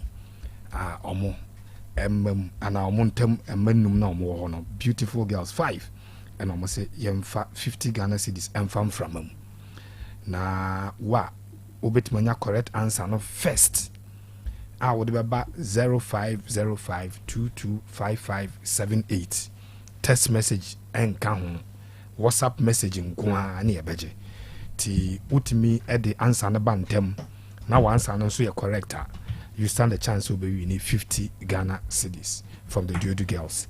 To say, and a treno, Eka Manusia, me Sisubium 0505225578 for WhatsApp message, Ebra, a Hong Kong, and the fire beji, or the family phone so could feel be a wa any Kanu phone so and count into Mr. Entry, so Utia editor, Yana dia Faline so. Eni ose na okono tre wo asase eni nyina na edom numu no wona owu kwaye num do so sene wona owu nkrante anoda no misi so biem na okono tre wo asase no nyina eni na edom numu no wona owu kwaye num do so sene wona owu nkrante anoda no Sasem way, ewa hefa, ewa tresem no. Unima Fabra 0505225578. WhatsApp messaging kwa. All right. Afi yene Dr. Amuzu eba be bonkomo. But the ones that are monitor young players, no. Yes, Ghanaian players. Yeah, messaging very yes, simple. In the Premier League. Messaging very simple. Almost so much say bono. Send a Ghana for can say ye players nasano entisa. We say ye ka ba coach no. Me sure say ka utuado. Ke bi ono nso esa coach team wo England ka weekend yi. Ubo ze ko win in the match. Onzo be kire say enyo na. Onzo be kire say enyo na. O say awe butu masem no. Oh, asama American one team as. Me say ka wa say butu masem. Bia. Ubo ze ka weekend yi. Obe winning the match. No, so prove say. So what's our winning team coach in England? Then is the only team with say one team coach national team maybe a ensan coach club side. So what else? And America say coach a club even maybe no so Dortmund no say he no ka weekend yi ko be winning the match.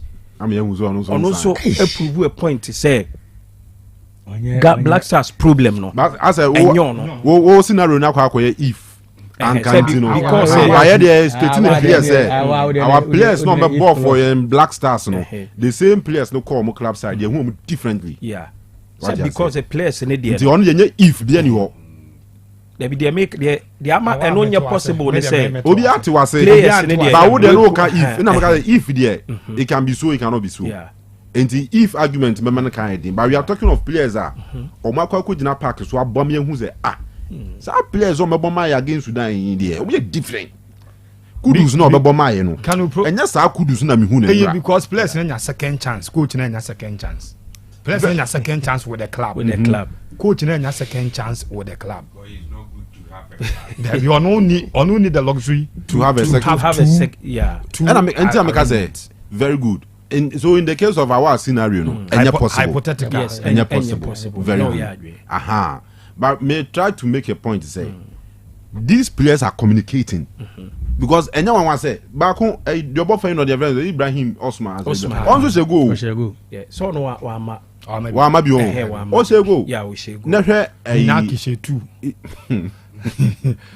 and na gba no me so asha 1 the Jordan pass and there was a picture bi na air trend me refi ba na me say me screenshot picture no but me refi obi a crop in a chance or say no against Sudan wa ha no and or crop ni go na or say and run and or you can say cry or merge the two pictures no great now obi ka say Sudan chance we was say no and also say is our chance no and or share a little bit bow there now obedi echini say ebia there ya a little bit bow there ni mum na ya Black Star chance no because we dream ho a Kanu unti ase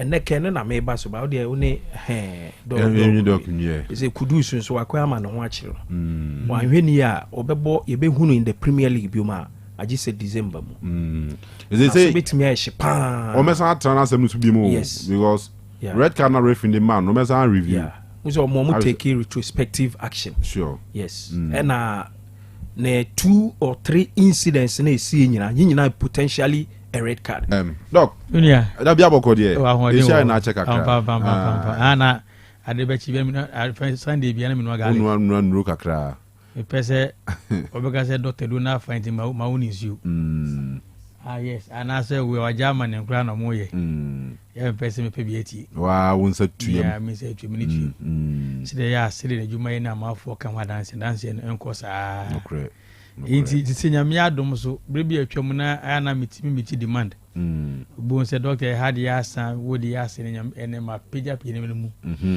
ama fidi na doso ama dwafo so adoso okay minye sure say menya shortage bia biu amuzu garlic a shortage asami bi to de minti biu inti misrew wa wodi ya san bia bi ofa bia no ko okay ubenya bibiri ya to bibia o fa wo die no o kwese dane heba ho a o bibiri se misi heba so a apedan koli na komu nyina no wo mwanya bibiri pa u bibiri do so pa in fact se o pe hande ka tin sukurambo a o benya edi amamo edo ne die nyame anim ebo adwuma be ma ya adwuma but edura asa apegya me pa ma infa medin akosoro a nipa se hira me pa ma mi hira na asa akosoro ba ko Kanu ya amuzu garlic bitters. Wow. It's true. Na mo midin Chinese doctor there. Na my adwuma ya for the past 12 years na mo midin. Mo menu munyam. Na so said ye na midin no na it was tilted towards the men. But garlic no akwa universal product. Obiano ntafe na sana fans na mema de ma doctor mo nya fans kwa. Imma na ene obodo mu ha agimu no abo mo. And now say nabuness poor blood circulation is being nyina in kulebi no me was school for more 12 years 13 14 15 almost how no o ma ofo to mo no almost e do ni ye amai na nkwale humi impenifo nyina humi ime humi ni nyina free amuzu garlic bitters. That's right. Amuzu garlic bitters we ni e dry in fact in niama e wo habandrum e bia bi wom. Say we call something phytochemical properties. Na in fact, if obidia miensa, but unfortunately to have at least 10 phytochemical properties are present on muzu garlic mu. Tannins a positive womb, fisteroids a womb, saponins a womb, terpenoids womb, alkaloids womb, a drocreye a sign so ye reducing sugar positive. Reducing sugar positive. Okay. Reducing sugar positive. Adia, it's in my sugar about form. Adia, Emma sugar bath from the womb. Now, Benya, say be drobi pa, yes, say, reducing sugar positive. And I say, reduce sugar and where reactive. Where we sugar or strong quantity automatically go from.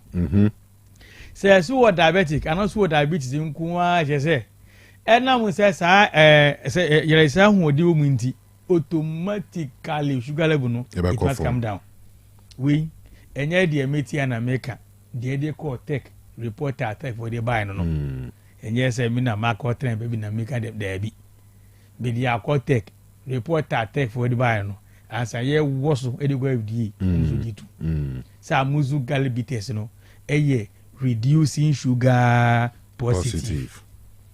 Die Emma infame garlic na sonko Emma sugar ko form ni say before say we benya uniform sugar no etwa say ne pancreas no dwumadie no ekosoro etwa sugar etwa say pancreas me twetwe sugar we aduane mu yie na ade chance breso se check ya ye hu say ne moja no sugar fra amuzu garlic no support pancreas no mana dwumadie ne kosoro paa man for do no bedi bia na de be chi na atwetwe sugar no de mu nyina free ho ma any day any time ye check your sugar level a obenya normal into obi ohun de emi kan in fact oda odun so bebre anajo kope binum 2 ana se bi gwenum kakra na dry onum nso ye nche na so komode kope amuzu garlic bitters enum ana se odun so akra na se go for intati ya enam ho. What you need is amuzu garlic bitters. We be nyina ye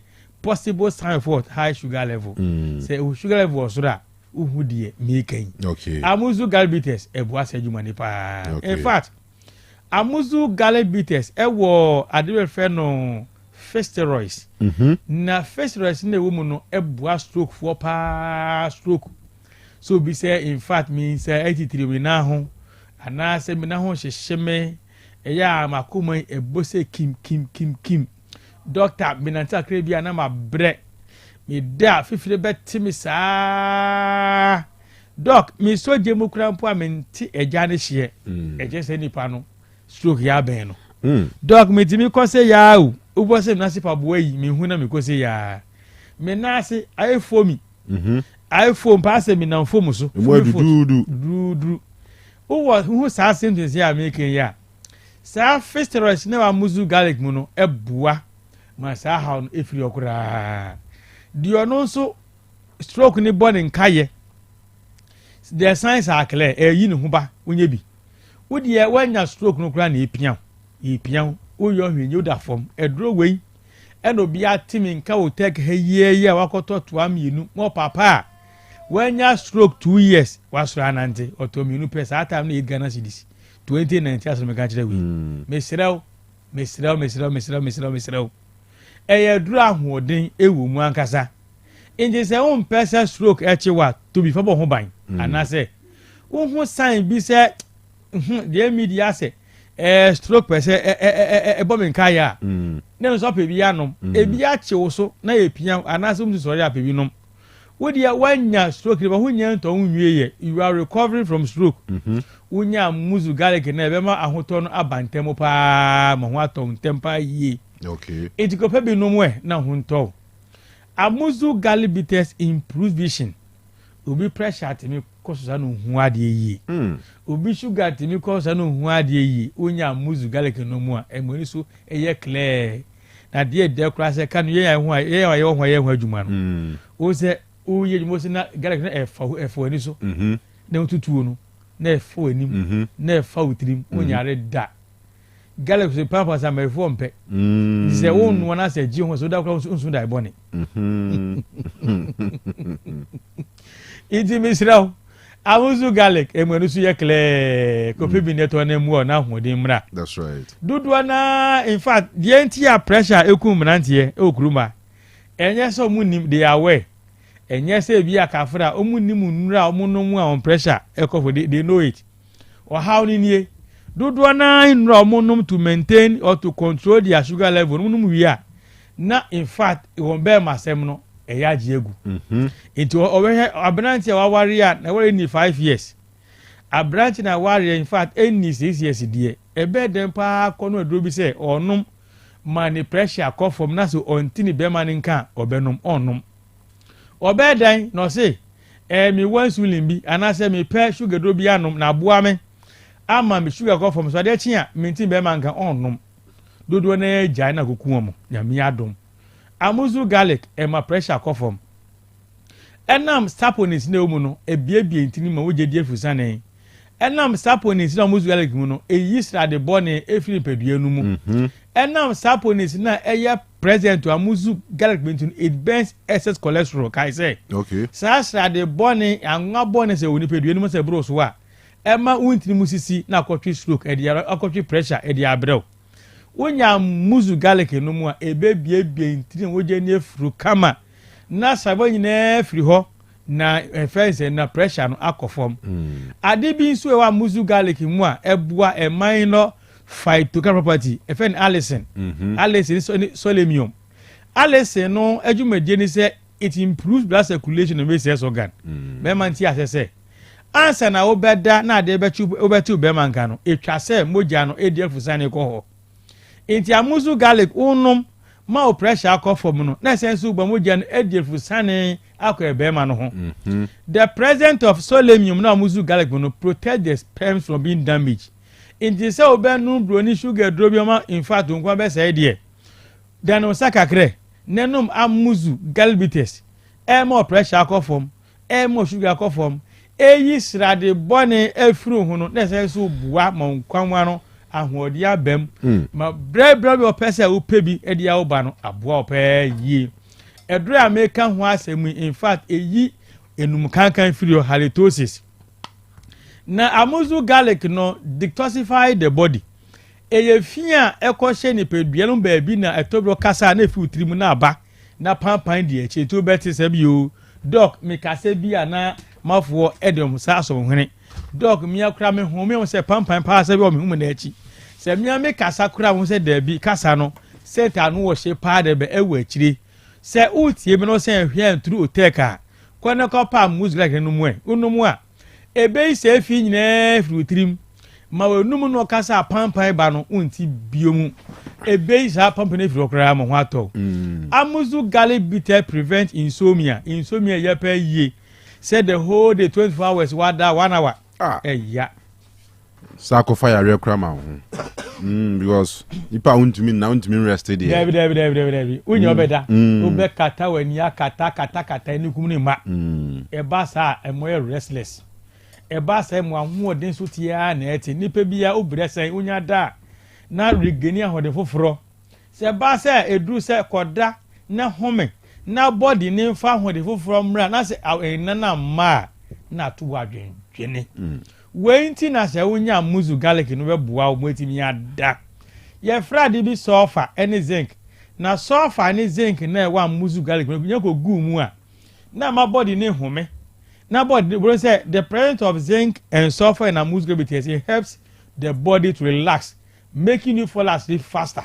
and my body ni home say ya bo na utongo obeda na ho obeda enye de woda na se wabre enye de woda aso no ya obeda pa before the year obeda mo se onai unam na adeba hunam be hu de den asa kwa adwuma enti obi a ina ho eden ma no waduro ya muzu garlic bitters edra meka ho asem ni panye den kura wo enye pharmacy fo drugstore fo nyina GBSN to bi se dodo pa na se utu dia no akoda ni heba ho Mr heba pedan ko ke nji ho onye mo mbrum icof any calling akomo Ashtown Freddie Mens e okay o baby etu nro baako dudu biira kono so pe amuzu garlic a ubenye bi ato no asenye bi atu okay Kanu mi firi ho a mi ko trance straight tafu sha so amuzu janshi ebe moru market awarefo a omode baba so space pro mo ho omode asras mo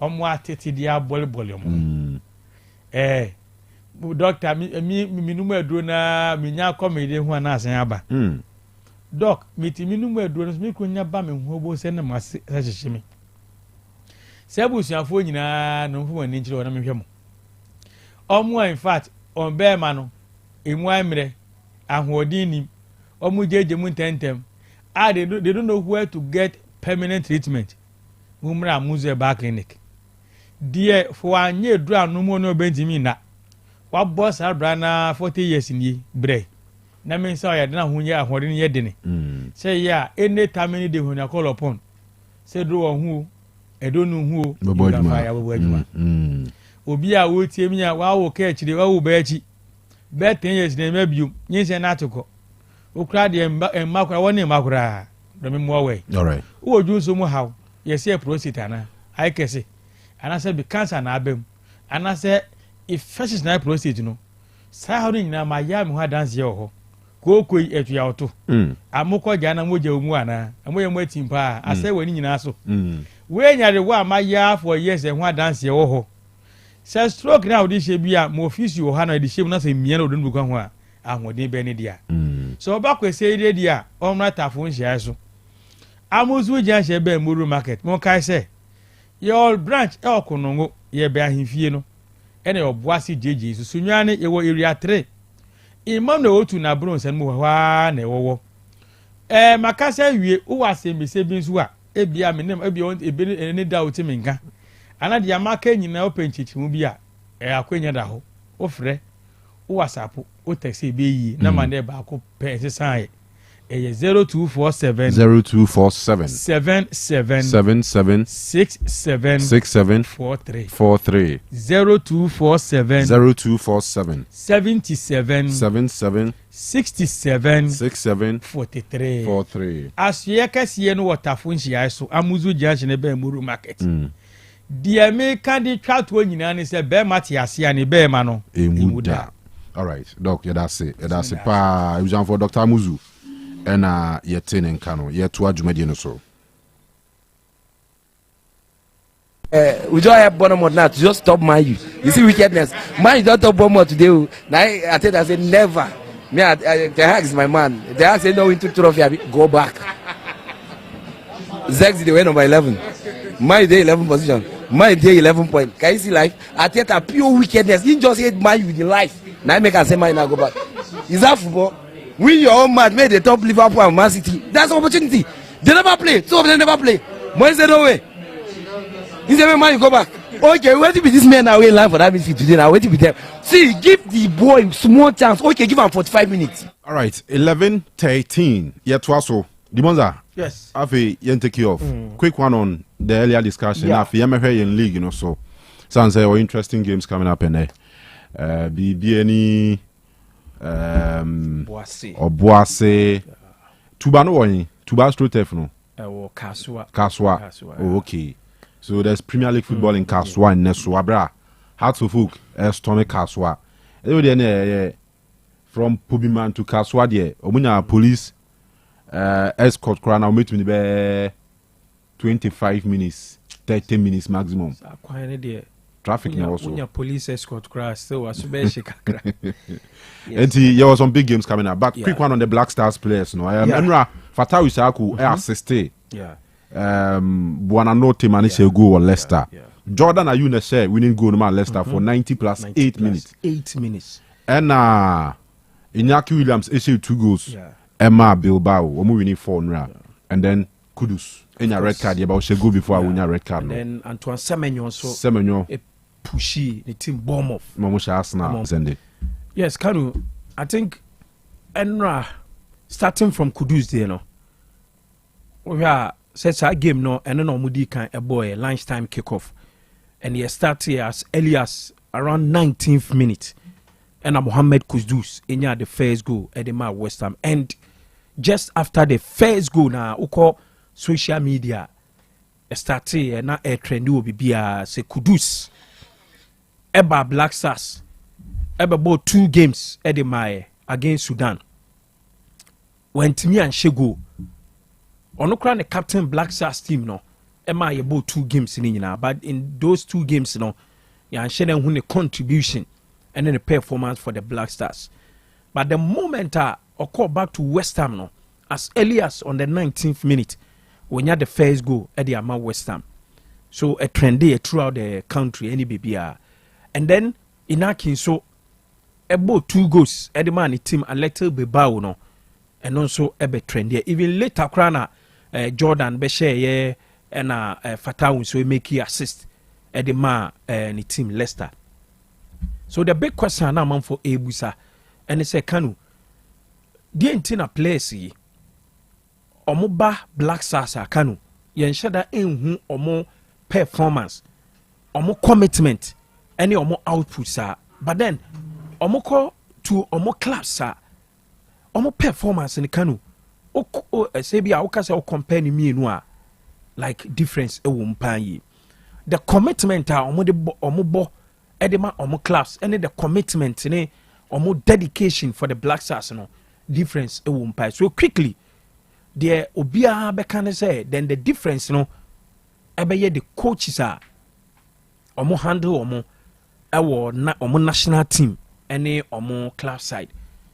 And clearly there has been questions about Otto Addo, the competency and the performance for the Black Stars, to the extent that players in Ibikrano are making a genuine consensus at the ama coach, you know, said the role any positions are or use you or some of them at me question no, to the extent that Jordan Krano one thing ama of late on your happy Black Stars I say some of the roles and I say the coach, you know, the tactics, any the roles or the my players in the no for him or who say and share M1 team no. But then Kanu, these same players echo or more teams are you who are more differently. And the problem no clearly what I say analysis, you know, a combine bibia obia beka say the coach na or coach or more the Black Stars. But Kanu me or more kasa no and shada nyadwin bebre. Denti America answer, I mean these are matured players, these are professional players. To the extent that Wabobono edru a level for a player kind of to rise to the Premier League in the it means only a small player. Because Premier League in Ukraine say and you be an etimi ekobosa. There was some matches be a was a utiminya edema on national teams. And sana wait me akwa especially when say what Ghana, Hane, Africa, most of the countries, you know. And as a professional player, say ufri club side eba. Na oba national team. Na se coach Emma Robia and as a coach Emma assign you to a Robia. For me who said the first thing I will be to me aye and say ufi say untimi emwa. Who quite say as a player or catch you coach, you know. Say coach, me fee say ni say na wakano. Ka oma ye ni say and I say ye ni say ya a bit me aboye. More to the point. Me who the different role the more mono the gap womb to the extent that players, you know, eba how to me more. Because in terms of positions the more Black Stars in there. Say difference ebeboma Kanu menye sure say a huge bia to the extent that they bia Jordan in himself call ni team Leicester obo as a striker na meboa na obo as an attacker na oba Black Stars ye mane more as a midfielder na mane bo as a midfielder definitely attack one ye ma obo wings wa me hu ebi mo so trying to make a point say Kudus the positioner. Is that really the case? Say players are complaining about roles at the more Black Stars. Oh, say and I make us say be can say be making the argument say at our club side they play very well. I mean they play good at the moment, but omo baha ye nhune sa and be can say there are reports Jordan question coach, you know, the 4-2-3-1 formation na Otto Addo born, which I agree with Jordan because you don't play against Sudan Waha. A must win game. You need all the 3 points. Then you go and set up 4-2-3-1. Yeah. Tikanu a bit blame on the road side. Like formation, how I'm approaching games. Yeah. And I'm told say players need be it me. I can't your coach. They say if he say anything more, coach say anything. No matter. Yeah. They also more coach say money. Yes. Aha. But minim play I didn't have a Black Star man different role. Yes. From the Oyen on the club side. Even say even Kudus. Because at West Ham or more our wings. But Black Star man is central role. And no cross no pay. Yes. And you so you be crab ball. Yeah. Normally omo crab ball hold on to the ball. Kanu most of omo central role na. Unse my pitch near wide at the man into nya ball na obetimi e de ayedi ope. There are people Kanu interestingly or more eka side no. And now me make a point I make us for me, no, me who said that shouldn't be the case. Even say players in every roles any more position as Sakrana and ya huge bia. And to say bia obo attack na bi a waba national team yɛde waba midfielder anaasɛ obi bɔ midfield ɔba national team a yɛde no akɔ attack. The best days of Javier Mascherano at Barca defender. Obedru Argentina or midfielder. And I because say assistant rule. Even Enokrano or no who says on to me moi. I was so making a complaint. It Kanu. Yes, I difficult to tell. May media me who say bia omoko omo club side na the dedication a omodema club football no. Okay, sa a hon fama no. And then omo ba Black Stars a ye hu ne sa because in Nike performance for the Black Stars Kanu just say oba nyina ye hu anything special with the exception of say ne is it a Central Africa Republic or my that goal no apart from that ye hu no in the friendly games ya bo nyina no ye hu any member say a wonderful performance bia or dia maye so Kanu for me clearly it's not about say bia role bia ye de momo e wo club side any role bia de momo e wo Black Stars no e bia ne na asesa but players no omo dedication on the field of play no and also account to play because when team can me say those even that chance na Inaki enya ya and no share the ma Athletic Bilbao any there onya ya or say e de ma Black Stars no you can't tell me say because I watch Black Stars Jason Tina born went me and she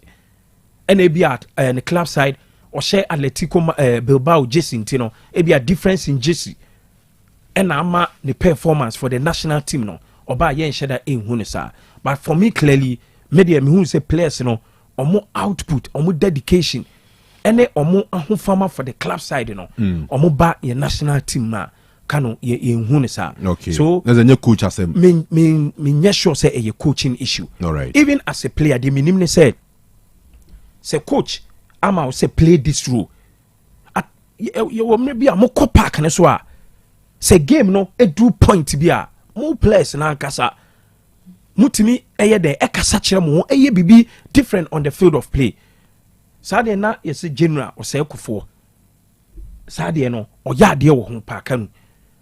Ebi a memfa so mo kobo game mo the approach bi akọ see na on the field of play no ebi o mo approach any o mo system o mo the coach e de mo so mo nko eye no say emfa ono aka se timi gather players no on the field of play say bebi edru ne de obi abetimi e give out ne best and also obi abetimi aye ade a ofi say betimi abo team no at that material moment no say coach say bia operate this side now feel say emwawa even on the field oh the unim ye ye the best in you are feel say ubetimi e de abo team no at least ubetimi if eno na ye ade a ebebo team no ama team na wi no Kanu I'm expecting say ye Black Stars players no omoba the national team their performance and also omo ahofama no e wo so omoma ye show e bia ne say o de ye hwe Thomas Partey di me sure say Kapate about this Sudan 2 games now the kind of performance and I said dedication or them Arsenal team no me sure say Kobaya kaye nhu no sa nyina ka ho e na a weekly Black Stars team no because obi aba na on give out in the best emfa ma team na e ba sa affected team ni nyina so Black Stars players no omuma ye nhu that performance akano omo show e dem omo club side no our national team side. Right. Then they say yaka Kudus you know.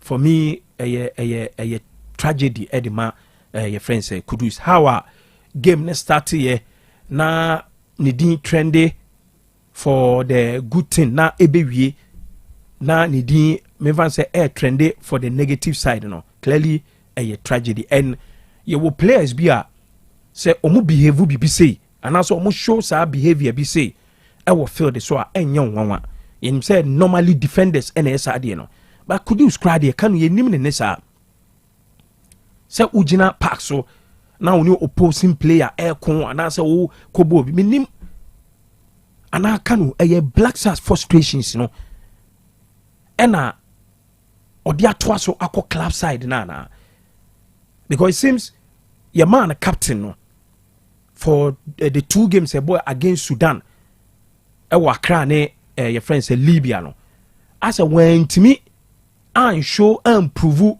the captains in the man. Into your own frustrations ebe count.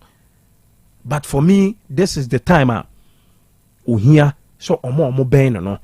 Say our managers be or more ebi omu tune for this is the time Kanu e was so omo kasa kire ne pan yi.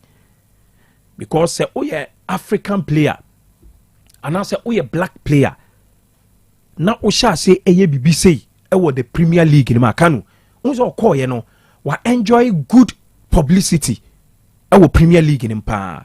Because I hardly say I mean an African especially from Ghana obe call the Premier League na every week be aye kan ho asem to the extent that the goal celebration ababe yes even popular in the Premier League some of the teams some of the players eshegoa omo pese omo imitated the Kudus and your call ye when you a very good publicity e Premier League especially last season he was one of the make us a players are not more popular e Premier League because of the performance and then because of the goal scoring celebration to the extent that even last season omo a compilation of the skills be and Kanu Usha a very wonderful I be correct say oh like be compared to skills be a Messi Mrana Messi ejina na so with this action Kanu okoye no wan hweniye na the English press no say omo be start hit on him wan hwa the Kudus enim no any how are yenim say obe rise to fame no wan hweniya e bia Premier League okra no enye ni debut so I will say advice no same pioneer bo say Premier League na enko take retrospective action because omo take retrospective action now one share games in a 6 matches in no they say West Ham next game against Manchester United omo but these are matches Kakudus Eddie Begini Dean Osei and I make us a ko jinema ko be make it different man you team wey there obetimi make it difference obetimi agedin and then omo game against Everton so obe messe and then one other game Nottingham Forest so say obe messe but say omo take his retrospective action no near the 3 matches second one then the game against Arsenal so on to me emmo and say be huna just around December 9 and you be who could do Sebastian so na chese udin no ba na eba from Kanu well mo be so mato aso de ba ma memfa ada eyinin kan na yenka ni nyina mo mpreko wafu zombie tournament no to aso enne Ghana yebo first match against Benin ebo 2-2 na enne 3 o'clock Ghana Niger na ebo ewo Stade Kegwe enwo Lome Togo tisane tie ewo sanhye ni mu other game no so 8 o'clock Ghana time Benin any Togo host nation wamusubishia ewo sa kensi ni mu beach soccer the Black Sharks enra beach soccer AFCON ekoso Ghana boy first match Emma host nation Egypt etwa ye kapolipoli insia Emma yetimu ba etimu miensa 6-3 enti yemrante no oma drop points and oma lose first game no but oma other games are oma bebo to make sure say Ghana be to me qualify akoyenim ewo competition egusu akoso ewo Egypt maimu na ensem mu so odan wani edwani so to ado dem sem best be corner because we'll come back to listen to interview or granting I think on Friday as a Thursday our case in players no more quality na then players no emse no crack am be na players ni yiro mo zanu sa interview no granting no e na players no so ne kasanye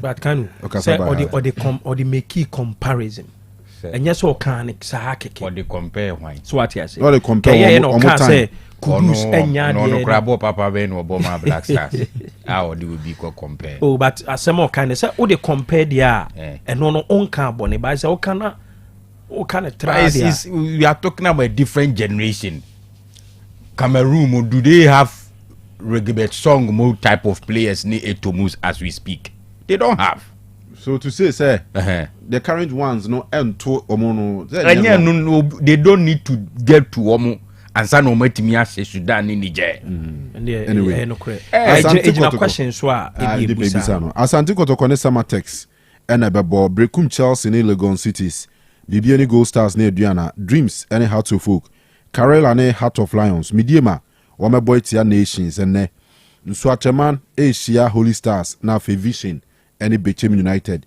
ɛnso ɛde abɔ ani wei ɛyɛ Ghana Premier League games a ɛba so ɛnɛ ɛnura Accra Lions wɔmo ɛbɔ wɔn de efiri hɔ wɔmo anhyɛ bi ɛma wɔmo opponents ɛno yɛ Young Apostles wɔmo so anhyɛ bi na anano Friday no ɛwɔ Division 1 nim one interesting thing is here a kyerɛ na ɛsere but ɛawerɛho sɛ yɛn league no deɛ zizia agorɔ no dɔɔso na Techiman clubs mmienu na ɛbɔ Techiman Wonders ɛne Techiman Heroes Techiman 11 Wonders ɛwini 3-0 but match no deɛ ɛnyɛ yi o yɛsɛ Wonders administrative manager ne opponent goalkeeper na ɛde abɔ ani wɔ ɛwɔ ɛnti goalkeeper reserve goalkeeper no yɛwɔ map no ɛna opponent administrative manager o maza ɔwɔ ne si park no so all right video na show on Facebook wait me join you Otec 102.9FM na SMP na Division 1 no ene matches bebre ɛwɔ hɔ but enra matches course no results no say ene kowie Victory Club Warriors ekwa away ema yape etwom ekam no mentumi ante Tamale City ɛhyɛ RTU ekam yensa omoso ntumi ante Rose Park ɛhyɛ Soccer Intellectuals 1-0 Kimfaisa ni New Dubia Sebo 1-1 Nania ɛhyɛ Akachi All Stars 1-0 ɛna Friday no 11 Wonders ɛhyɛ Techima Heroes ekam yensa omontumi ante a ɛno na hontokwa they see on Friday or Techima no mo hwe bi no people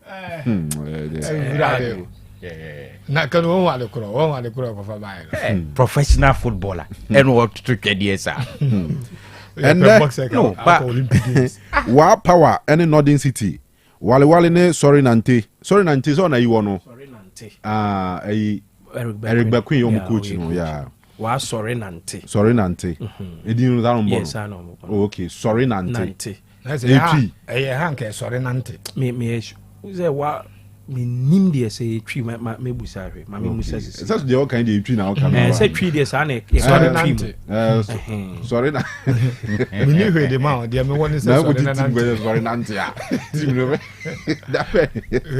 all right Mighty Royals o wamanafo mo ne DBB Techiman Liberty ni bofo akwa KSC Soccer o mo ne Doma bebo na afi Bekwa Heroes ne Amina Sharks Nzima Kotoko ni UCC Youngsters Swedro All Blacks ni Sefi All Stars Ebusua Dwarfs ni Future Stars Sky any Park Aseke ni Second 11 Wise Kings Palace El Kofodia Omuni Okwa United Ohoy United any True Democracy aka True Demo and bebo Home Stars any Rain Masters Samsung Akoto Royals any Great Olympics Atram Division na God Kofodia Sempefi Omuni Port City bebo na afi Golden Cake woman Interallies and so Eddie Aboyni na ene ewo Bekwai eno ye Bekwai Heroes woman Elmina Sharks eno ebaso ewo Bekwai Gemfis Park ti Bekwai fo ene akense kese ba akusimu nan so mo make sure say ma akota Bekwai Heroes echi na 3 points no etumi akafi sanzade wo fie yi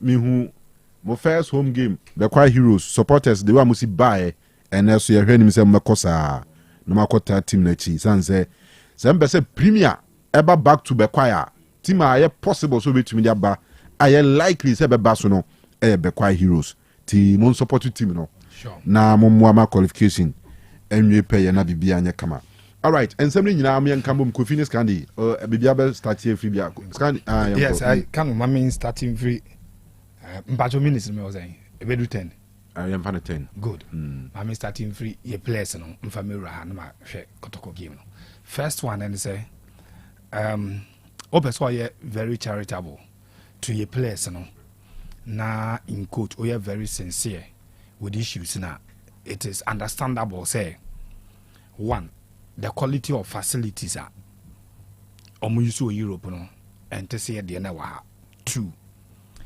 there's an upgrade of technical bench no from the our national team clearly it is something we cannot argue about say the individual coaches now a class some of our top boys Europe or the national team technical handlers no compare more enye The third thing, the quality of the pitch na almost gyina so bɔbɔ no, which in recent time players na akasa afa ho. And also no, the omo bɔbɔ also abrochi no, what they compare the enye.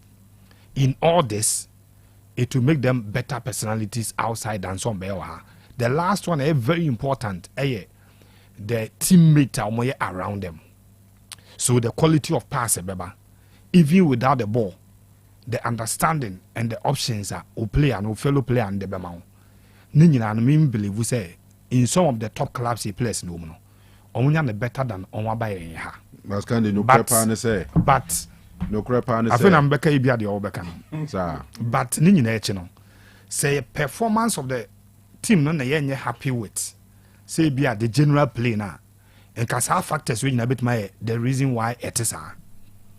But to see a presenter with a chance, now finishing off the teammates, any pitch, any sign in emblem. Chance has been presented to you already. But na empem from them fanchen and fancha pitch. The other thing cry a summer scenario last one I'm using, you know, it my to advantage and I say. Sorry to say the quality of defenders and coaches are obeshia Europe born album nya na obeshia over Africa ha with no disrespect to players or more ha a woman say sa top players na be nsusi akan national team Africa but the goalkeeper obeshia no when Athletic Club de Bilbao Asia Atletico Madrid West Barcelona West Osasuna may not be equal to the same player na warrior Inaki Udna Black Star no obeshia Sudan goalkeeper and obeshia Niger goalkeeper. So when the chance is presented, and no dear, whether we coach and yard facilities no enye, teammate enye, you have to finish off the chance. Obo na enye te say ye hanupo musa, and the Europe the end muson into boy anashe, the same size of the post no in the sewer bashe, and this time with even goalkeepers or more technical abilities, from Chad or Europe no. So if ultimately for the same chance and end to net team at the time or represent Ghana, now the same chance and about to net team at the time over for club level, then I see busa questions. And one of those questions are me did say valid and they say see start busa home the kind of opportunities are you create around this place any or more competitors or more bench and so. So done scenario no crowd there. At club level, you have registered players that managers are sometimes handicapped until baby window the amount. To see our players in crowd. Or the boy who is a baby January, no what matter be a gum. But at national team, we don't register players.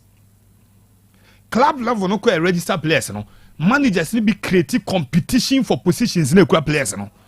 And you know, so in the team no more. You understand, say. The next 2 or 3 games, obet me akonchen amobi started when you don't play well. But in our national team, it is gradually becoming like registered teamer players who positions are no matter the form and shape or womb or bar or bebo. And yes, I templates you can change ediaton change. Changes near you know AI template and as I like for like. It's one of those issues that contribute to a player's performance. No? Yes, Mr. Obaso, yes, sincere. You agree, say, where they are, the quality of coaches, the quality of players around them, the quality of the pitches, it makes them better in Europe. But Kanu, player na ujina wachino, say on your quality nini na echino, on your piabone betu now the goalkeeper at your mercy to beat her. And what the factors no meaning to say and nothing na more about chance I say no. But the general play no format we can understand because obi to say Williams nano Nico Williams ejina won our club level with no disrespect to our boys and I'm not sure any of our front players no can be equal to him our national team no. So on my clear understanding on my options on my quality of passes in the club now and then but Kanu we will need to go into it because you create enough competition in the national team and for my boys so I'm feel relaxed on board game bia imagine enough quality no the amay no say for all the games so abamay no who is a go no be sure baba ya free one ma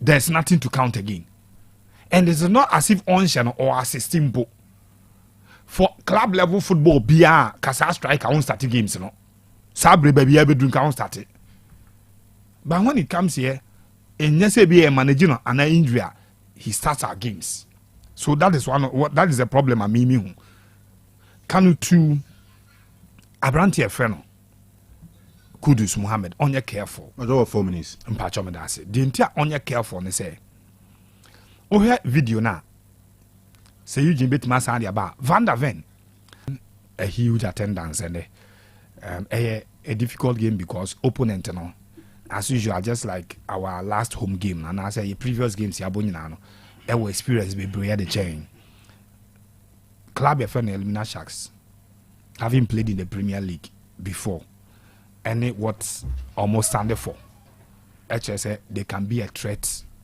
and they can even destroy the partner here Pesinya or Jemfis Park. You are expecting that be quite minor any amansie phone nyina na omo ben ho no e be quite moa. This time your gates no are open to everybody or person be help pitch no at a 0 fee and a no fee oba yenye sika bia. Nti yesra omo said omo be my Park Academy game no. Omo meye e wo game we my na entra sumpo. Very soon your stands at the center line be ready and open to supporters on board Benya baby at now. All right, we are expecting a very good game and my mentor coach Frank Owusu and team Ninyina Nami Adma. We are hoping that a positive results if we face our game. Be quiet. Be quiet for them assume. Nsempa ne match ne simunai so isi omuna so o mebo mai obi amra supporters mebo mai zongo for na je pa mo game no mai zongo for se matutu ntina wo hopen o oh matutu ntina wo hopen me Kanu mo bakwa ezio mo modin na mun kra match no na mun behu bibia mo kasa behu na mo di hu adase dia mu ye nyanwanwa bisoka for edimisha fami ko boase ye ko boase o ne kaswa se kaswa match o as ne dreams okay me da se Kanu mami chi opanisa ki zuzo otie na sugu so otie enti thank you for listening has dear Kanu in the introduction you made mention of something ya can fear her. The problem with them is inconsistency. On and off no, and it affect you this season. The start was no good, but omo bounce back against Bichem United, against Nations. From there, and omo sign a drop here against Diana Stars. But just before ye nyina ye kase has cannot be seen as the sider omo ye favorite to win any game bi omo come because omo nye consistent no they went to Wenchi to beat Young Apostles. Yes, even that game say o hwe game no critically I think say inexperience and affected Young Apostles. But whatever be the case, has went there on picking all the 3 maximum points. What they will need is consistency. They must give a repeat of gamer on the Maya against Bichem United, against Nations, Ewo Dr. Kwame Chase Sports Complex, and against Young Apostles, Ewo Wenchi. How they played just a repetition of the same performance and possibly ombe apene kakrebi and they will be good to go against Dreams FC because Dreams a struggling side this season and with Dreams FC performance no Kanu and started just this season last season Obekaya, even when they were playing well in the Confederation Cup, at a point in the league, not Dreams a battle with relegation. And the Dreams have not been a good side in recent times. And it has a repetition of performances now. Mabobo also against Nations, Bechem, and Young Apostles now. I believe is a game so many winning power. They will come to Accra with a point. But ahead of the game, Ouattara, Akasa, of course, will be our question Young Apostles or the a movie into this game there. The spirit ever high. And he tells us say he knows say a difficult game, especially because of ball away. But our promises said they will come to Accra with the 3 points. Has everything it takes to pick the 3 points. But you see, they will play against Dreams FC. Almost struggle. Na Karim Zito bepe say ombe start enya results. It will be tough, like Ouattara anticipate, you know. But I believe say omu to me Emma sa performances now omu display in all the games I'm mentioning now has to be good to pick at least a point in that game. I am not really seeing Hasselhoff losing this game against Dreams FC. So I call Boasia. Honestly, the gamer Basuno one of the games I got to cover Bombebre. Now on say this season, Kanu, all the games I got to Kwabon, yes, in terms of results, and bad. But so we kotoko team no in terms of total performance. Ubenya a lot of questions ube beside the technical team. In my view, they have the quality in terms of individual players. But as a technical team, no entity and building a team around those players yet. That is why omushie team or organized kakrebina kotoko a struggle. In fact, all the games are Kotokwabo or Boase against Apostles, against Accra Lions, against Inswatreman. Ningina ye games are ye baby no. Se Kotoko draw so we knew na supporters edaso e complaining.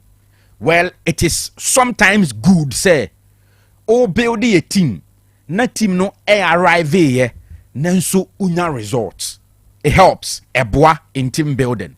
But honestly, so far games are Kotokwabo nyinano. In my view, against Samatex will be the toughest game Kotoko will play so far in the course of the season. Because so the Samatex side the air compare Accra Lions, Inswatreman, Young Apostles, Karela United, Kanu honestly Samatex are competitive and stronger than all the teams Amabobo see. Nuruddin Amadou, in my view, has done a good job when Ulusi, the two key players in the middle, Kayeke, Ena, Seydou Dauda Yusuf. So on, but Hilaria Dabonum ni Kushibo no bae on wa blendi omo with the old players. Ama chese according to your Ghana League ni standard there, Samatex is playing well. And it will be a very tough game. And a Kotoko Benyano ewiei. And if Kotoko epe the 3 points are Kanu obviously an upgrade of the performances or my display in all the games or my bono Obuase is what they need. And yes, it will be a different story altogether. But the good thing for Asante Kotoko ni say, in the last 2 meetings, Kotoko Samatex, Kotoko home, Nina Kotoko apiki the 3 maximum points. 2-1, 1-0. But the difference again, say, na babayara, this time obuasi. And I've always said, say, anytime be a team able home away from home, biano, the advantage for the opponent, say, they feel neutral grounds. And again, Kotoko supporters, omu presence Linkley Stadium this afternoon, crucial. Say, omuma Samatex ehun say yes even though Obuasi but the atmosphere Kotoko supporters create Kumasi no the same thing ena ebekoso ewo Obuasi and that is something that will push the boys. But honestly, I think it is a game, in my view, most likely to be a drawn game. So win Bebema, a slim win. But I'm not too sure a game Kotoko ebefa the 3 points. Honestly, I see more of a drawn game in Obuasi. But what Minim say, Yebehuni say, Yebenya a very close game, very competitive game. Unim say Nuruddin Amedu. Ogum recommendation and I didn't call Samurai Boy. And so far, the second season with Samatex, he's done a good job. And the team is very competitive. And the Ogum na recommendation is facing him this time over here. All right. All right. I think more of a drawn game can. I see. Obuasi then Yebekoso. But Scandi read every day from 2 Samuel chapter 18 verse 8. And we know number of the mumu name was say Hana Techiwa Ando. Ya send your man is here in Nsa County 0599223747. Only a winner for today. Tinensa Kana Chedie 50 cities ya send your man. All right. Dimonza. Yeah, my this exercise. Matter of league fixtures me to me. Okay. Minty what doing today about games, you know, how our results basically. Vision, Bechem United. More prediction on that now. Vision, Bechem United. Our Vision. Our Vision. Okay, win for Vision. Bechem Intimina draw crowd. Debbie. Wow. Kotoko Samatex. Yes, Kotoko 1, Samatex 0. Kotoko we win slim margin. Okay. Godwin Sifa. On the was a Kotoko for more money corner super. Godwin Sifa. Samatex. 15-year-old Godwin Sifa. Our last season now our City Football Academy. Okay. And we free at the course Samatex. And they teenagers are more age or mudi or Ghana Premier League in ma. A Godwin Sifa. All right. Man, one chance. Or any 2 chances. Oh, I see. Dreams any how to folk. So game we on. My main had double chance for Hasselhoff. Okay. Has performance was true to to say. So I'm call Karela and time fa. And I'm call what fans were for. But this time for the past 2 years, in himself Hasselhoff. As Omoanka so more astructive or more training also. Double chance for Hasselhoff. Has in lose match.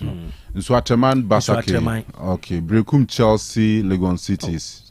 Chelsea to win. Legon Cities. Only one venue moya de Ghana. Brekum. Okay. Meaning say what steady pa. Anytime board draw. Yes. Last 2 seasons 80 something minutes and a Chelsea a share. But we make quite Chelsea. Chelsea, okay. Karela Lions. Heart of Lions. Samachu. Me through the me ankasa me client. Coach Jimmy Cobbler. A be a tough game. Tough game. Lions the born about 2 form of and a pitch and so if there's any team me what feeling so make me a stop Heart of Lions. Longest unbeaten run ever league imwa. Kanu, it should be Karela because the pressure no so be a Karela team there and we a bit me a gamer say Jimmy Cobbler and Sha Kanu na so bit me a my double chance for Karela. Mediema Nations tough one Mediema mobile home because Nations ain't lose away game this season. They've won couple of away games. Yes. And almost this season almost last 2 away matches in Omashe. And this season kwaka so mo say home crowd your about 3 about draw and a 3 away matches so when 7 points the highest so far in the league medium so pressure ni air mount on e ba say na say 2 best teams say air kwa kushia nipa ye call on him so obema game na ye fair e the center referee. All right, go Stars pitch ni ye Adriana Stars so ye hear good me who say a double chance for mediama. Okay. Yes. Go Stars Adriana. Go Stars win, but I would say Go Stars for more money call Emmanuel Mafu. Adriana striker now was 4 goals. So last season no new would be and no joining Adriana. Eduana form ne there, especially away from ne. So we make up for Gold Stars to win. Okay. Gold Stars to win. But I'm not careful with Emmanuel Mafo. All right.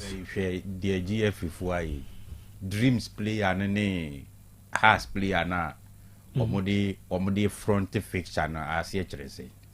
I said a week be a match back na omode who players are here. No. Just do your fixtures. If you want to do artwork for Dreams has, do it separately. You can use Manchester United, Brentford players to project the entire week fixtures. I say William Sancho go fit. Oh, Kabibi. Kabibi William Country. So, and the fact say week be mine random. Almost selected week be almost selected one fixture normally no promo and normally I almost artwork for the match day.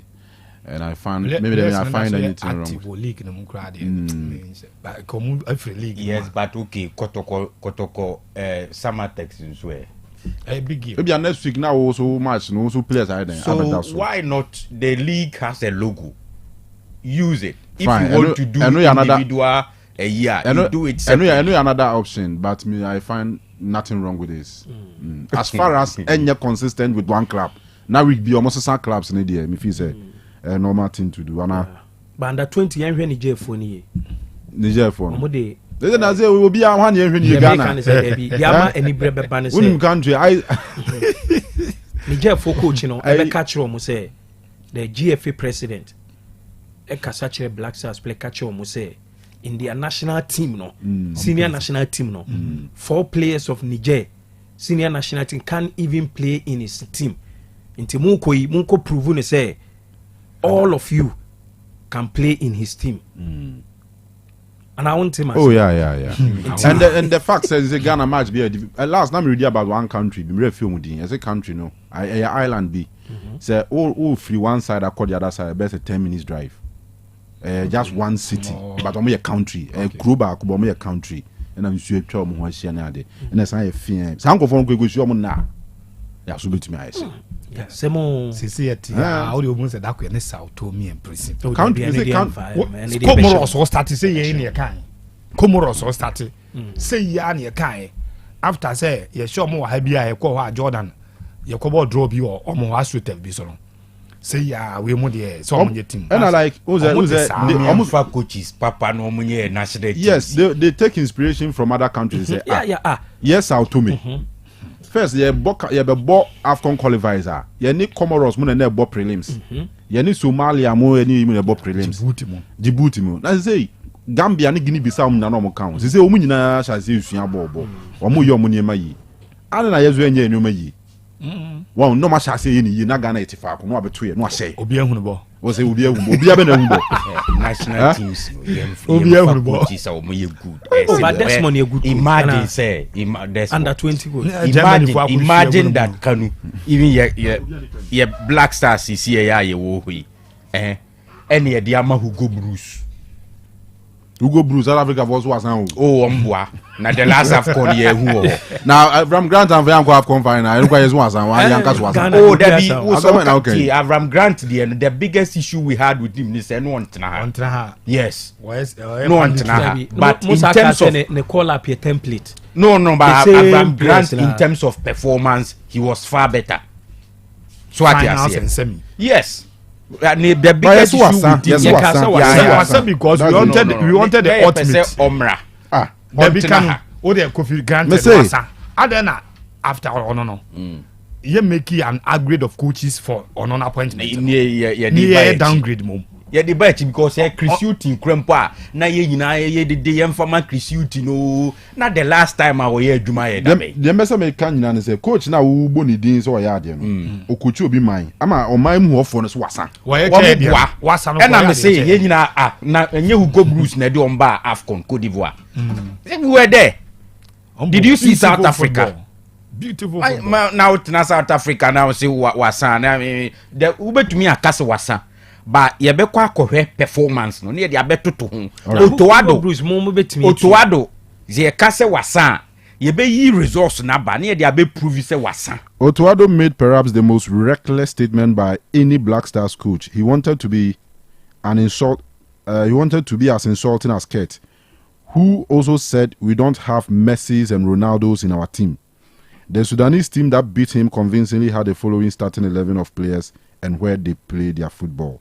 Al Merrek Sudan 3 players, Al Hilal Sudan 4 players, Azam FC Tanzania 1, Farco FC Egypt 1, Green Gully FC Australia 1, Nogba Puchaya of Thailand 1. Do you see how hollow his statement is? Mr. Kwame Usudonko NSN testy by. Okay. And Yemfa birthdays lawyer Ishmael Boache. And now we are yes, Asante Kotoko, former board member. Okay. A strong Arsenal fan and an ardent follower of Otec Sports and Otec FM. I say morning to you all and your panelists. Please kindly tell your colleague that I vehemently disagree with his submission on Arsenal's inability to win the league because Arsenal played with 10 men against Bournemouth and lost by 2-0. Kindly ask him for me that Liverpool, which he believes can win the league ahead of Arsenal, played with 11 men and lost at Anfield, and yet he still believes that Liverpool can win the league ahead of Arsenal. If our friend on the show cares to know the devastating effects of red card, he should kindly ask Madrid, Barca and even Man U in their respective games against Lille, Monaco and Spurs. So I find submission to be problematic because a loss to Bournemouth means to him with 10 men cannot win Arsenal the league, but thinks that a loss to Nottingham Forest by Liverpool with 11 men can win them league. Lawyer Ishmael Boache. No response. No, I'll respond to him on Monday. League the already 10 against 11 there. They said that man you tell me league 10 team defense Monday. Oh, okay. All right, birthdays. Birthdays and happy birthday to Michaela Insia Dabanka from your parents, Mr. and Mrs. Dabanka, and your uncle, Mr. Anwamu, Honorable of Anwamu. Omunina so my happy birthday. Saranso Kuchito Bao. Why Dabanka, Mr. and Mrs. Dabanka Bamudia. And a dozen to and bonito. Happy birthday to Cynthia Asante, aka C of Hanover, Germany. Nyami shall be brave. And I will say happy birthday to our mom, Ama Brago of Bekwai, Tonsium, from your children, KK, Divine, and Princess. Almost say, mommy, man, happy birthday. And I will say, do Safo Kantanka, Safo Edu Kantanka, aka Manager 1. And then I would that chairman Yankupun Shao. And then the birthday of Vivian Mensa, if you knew Mr. Ebenezer Fusua Hinkain, RGM, I don't know what KFC Ahujo branch. So my happy birthday. Happy birthday to Faiza Mohammed Naik. As he say, UK, Redditch, Yankupun Shao chairman. Or maybe be a fine mouth. Birthday of fear, no agree kokode. And this year, let me answer the story. We say no happy birthday or UK. That's life, yeah. Happy birthday to Faiza Mohammed Naik. Okay, Mr. Nidian on the all right, young next one. Happy birthday greetings. Otaka of Amakum.